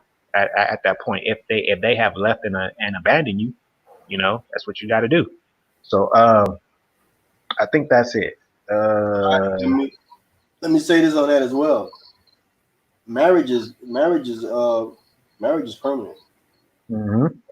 Marriage is permanent. That's why it says right here that a brother or sister is not under bondage. When you marry, you're in bondage to that person. You're bond together. It's permanent. You're locked in. You know what I'm saying? That's why he's like, if there's an argument or she wanted to leave, let her leave, but stay unmarried, or be reconciled to your husband again, and vice versa. Right. Don't go get nobody else. Right. You know what I'm saying? Yeah. Because if you do something like that, then It's adultery. You end up dead. Right. Mm-hmm. You know what I'm saying? Right. So most people today, That's a better clause than what Moses said. Actually, that's a better judgment clause than what Moses said. At least like you won't be doing adultery if you like. Yeah. But Moses was dealing with hard head Israelites, bro. Right. Hard head Swords, Israelites. swords. You know what I'm saying? Mm-hmm. And it's so interesting. It's so interesting that decree is what kills the more than one wife understanding. Right. Mm-hmm. That's so easy to see. The decree kills the more than wife understanding. Well, why would I need your decree to get another woman? Mm. If I can have more than one, Right. I wouldn't need it. So why am I pushing for it? Mm-hmm. Because I can't have more than one. Because I never put her away, they're gonna say. Because we're trying to rebuild the nation of Israel. If I can have more than one woman, why do I need your decree to put away the one I have? But they're gonna say that I never put them away. If you never put her away, then what does that mean? Then why am I pushing you for a decree then? But they're saying I'm not pushing her for a decree. I hear what you're saying. Here's what I'm saying. Right. Moses gave a decree. They're saying a man can have more than one wife back then. Right. I'm saying to you, if what you're saying is true, mm-hmm. why are they pushing Moses for a decree then? Why not just go get another woman? You're saying a man can have more than one wife back then. Right. Okay, yeah. I'm saying to myself, if what you're saying is true, why are they pushing him for a decree then? We wouldn't need a decree. Just go get another woman. You know what I'm saying? That's what I'm saying. You don't need none of that from him. I don't need you, period. We're going to get another woman. So by the same fact, I'm pushing him for a decree, it's telling you, I cannot have more than one. That's what it's telling you. Logical sense, right then and there. You know what I'm saying? Right. Okay. Wow.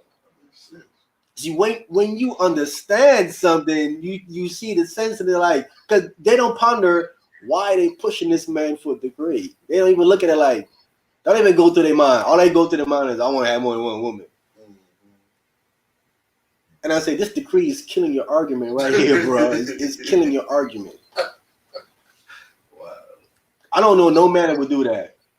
You telling me if I can have more than one house, more than one car, what I got to go to you for to do with my one car that I have? Go get another car. If the car is malfunctioning and messing up, what you going to go do? But I can't. I got to first go talk to you to deal with this car. Okay. Told you, I means I cannot just go get another car. Right. I got to first straighten up with this car here first. Either I'm going to sell it, Right. junk it, you know what I'm saying? Before I can even go get another car. That's the whole understanding of that. I point that out and I don't know, it goes over their head. I'm like, how does that go over your head? Because I like what I'm doing, Doc. Because they're dealing with the letter and not the spirit. That's why, man. That's. I mean, they not being given the sense. I mean, you know, and I'll say this. You know, back when I was in the church, one thing that I heard right was from one of the pastors was, you know, whenever you reading the book, you got to put yourself in that situation. Like you got to actually envision yourself in that timeline, you know, and try to navigate through how that all played out, you know. And a lot of brothers ancestors don't be doing that. They just read it at face value. You like, nah, man, you like really think about it. Meditate on what's happening here. Like, okay, like they went to get a decree on something. So that means that obviously it wasn't happening before. Like I mean, it's ABC, you know. But again, they dealing with the letter and not the spirit, man. Tony, you want to say something? Oh man, I ain't never learned how to do that on that. Never book I read, nothing. I can picture myself like that's being around. I want to learn to do that though. But I ain't never no books I read. Like, can you just picture yourself on that scene being this person? I don't know where my state of mind be on that level. Okay. Put yourself in my shoes. Right. Man, Aki, when you start doing that, man, I'm telling man, especially when you start getting them profits, man, your mind gets blown away because you like, whoa, like you start like having like little visions and stuff. You be like, oh wow, I remember that happened one time. I was doing a study on the Messiah being the right hand, the Father, and I was like, man, it gave me the chills. I was like, man, after I studied it, I was like, man, I can't teach this for about 6 months, man, because I gotta digest what I just saw. Yeah, after a while, I kind of ran from it because it kind of spooked me a little bit. I was like, nah, man, because I wasn't used to that, and so. But yeah, man, like you got to put yourself in it, man. You got to really put yourself in it. Like put yourself in their shoes and walk and actually walk through it with them as they giving you the word as is being given to them by the Father. Yeah, bro. That's why people read the Bible and don't understand what it's saying. They can read something and you like, and they say something, you like, it didn't say that. You look at it, you're like, but it didn't say that. But to them, it said that. And you're like, wait, what's going on here? Like, why is he seeing something that's not there? You know what I'm saying? Like, why is he seeing something that's not there? And that, man, that for a while, I kind of trip off that sometimes because I can read the same scripture and I'm getting something different. I'm like, dude, wait, but it's not saying that. You know what I'm saying? And they were swapping down that is saying that. Like the situation with last time with Lamentation. Josh is reading and it's like with the daughter of Edom that dwelleth in the land of Uz. Right. And then he says Uz is an Edomite province. And I'm like, wait, when did it say Uz was an Edomite province? Right. I said it didn't say that. You know what I'm saying? Right. And he reading it and he's inferring things without it actually really saying it. You know what I'm saying? He's inferring things without it actually really saying it. And that's how they get in trouble. They get in trouble because that's where you need the Spirit to guide you. The Spirit will guide you. The Spirit will slow you down and say, wait, slow down, and let's go step by step. See, it's the daughter of Edom. Oh, descendants. Oh, okay. Right. The daughter of Edom, yeah. You see what I'm saying? And they're in this land. Right. Good. Right. And then it's telling you, okay, wait, don't stop there. Hang this event on a timeline. Zip. Hang it on a timeline. See, one of the reasons why people get the scriptures wrong and give you a bad understanding of it, they don't hang events on timelines. See, timeline help you to interpret it accurately what's happening, because in certain times, certain things are going on that apply, or certain things don't apply.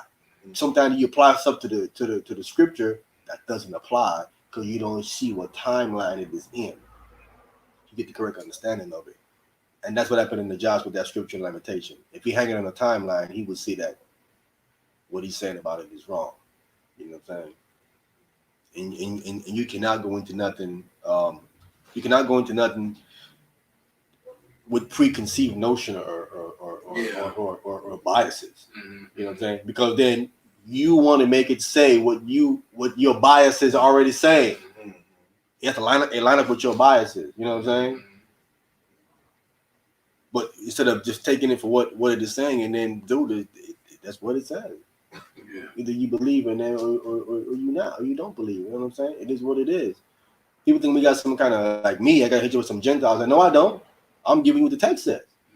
You the one coming in with your preconceived notion trying to squeeze people into something that they can't squeeze them into. You know what I'm saying? Stop trying to squeeze people into something. Just go with the text, man. Is there any other questions?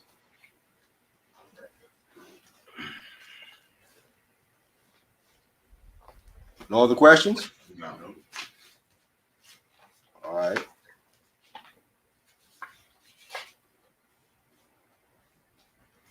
All right. So with that, man, we're gonna close it out then with that.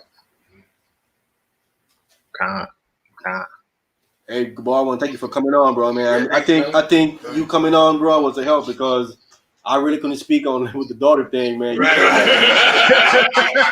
For real, definitely, man. You came in right on time with that one, Yeah, brother. for For real. real. You know what I'm saying? Respects. Definitely need you for that. God, man, nah, man. All credit is due to the Most High, man. The authority of Hamashak Yahushai. Definitely. I think that brother need to hear what you brought out, man. You know what I'm saying? Depending on what he have, he definitely need to hear that because his wife needs to be the teacher about being purified for that 40 days and whatnot. You know what I'm saying? Right. And if it's a son, circumcise his son. So he definitely need to hear that stuff, man. Yeah, definitely. So, well, all right, brother, man. I'm talking with you, man. Like I said, let me know if you want to still. Did you call us out about that thing or what? Nah, he still hasn't got back to me yet. So I'm gonna try to call him up tomorrow and see if he's available. Oh, and then I'm gonna actually be out there the week of March the 9th. I'm gonna actually be out there for probably like most of the week because I got to do some training out in Los Angeles somewhere. So I already got it lined up where I'm gonna go stay with my boy over there, and yeah, like I'll be out there pretty much that whole week. I'll be out there from like Monday night all the way to like Thursday. Oh, okay. I thought you're gonna be out here on the weekend. You come on the Shabbat class, okay? You'll be gone by the Shabbat then. Yeah. But I'll be out there like for that week. So if I'm down there, we can probably do a spiritual food show while I'm there. Oh, I got you. Okay, cool. You said March 9th, week of March 9th? Yeah. I'm gonna get out there like on the 9th that night, and then my training is on the 10th. It's on the 10th, the 11th, and the 12th. Oh, so that's gonna be in 2 weeks then. Con. Okay, cool, man. All right, that'll work, man. Again, man, thank you, brother, man. I'll be talking with you, bro. All right, cool. All right, Hakim, man, I'm gonna go get ready to head to my brother's house so I can watch his fight. All right, brother. Shabbat shalom. Shabbat shalom, Hakim. Shabbat shalom. Blow this out, bro. Is that your bonnet? That just pulled like that? Down below? Was that your bonnet?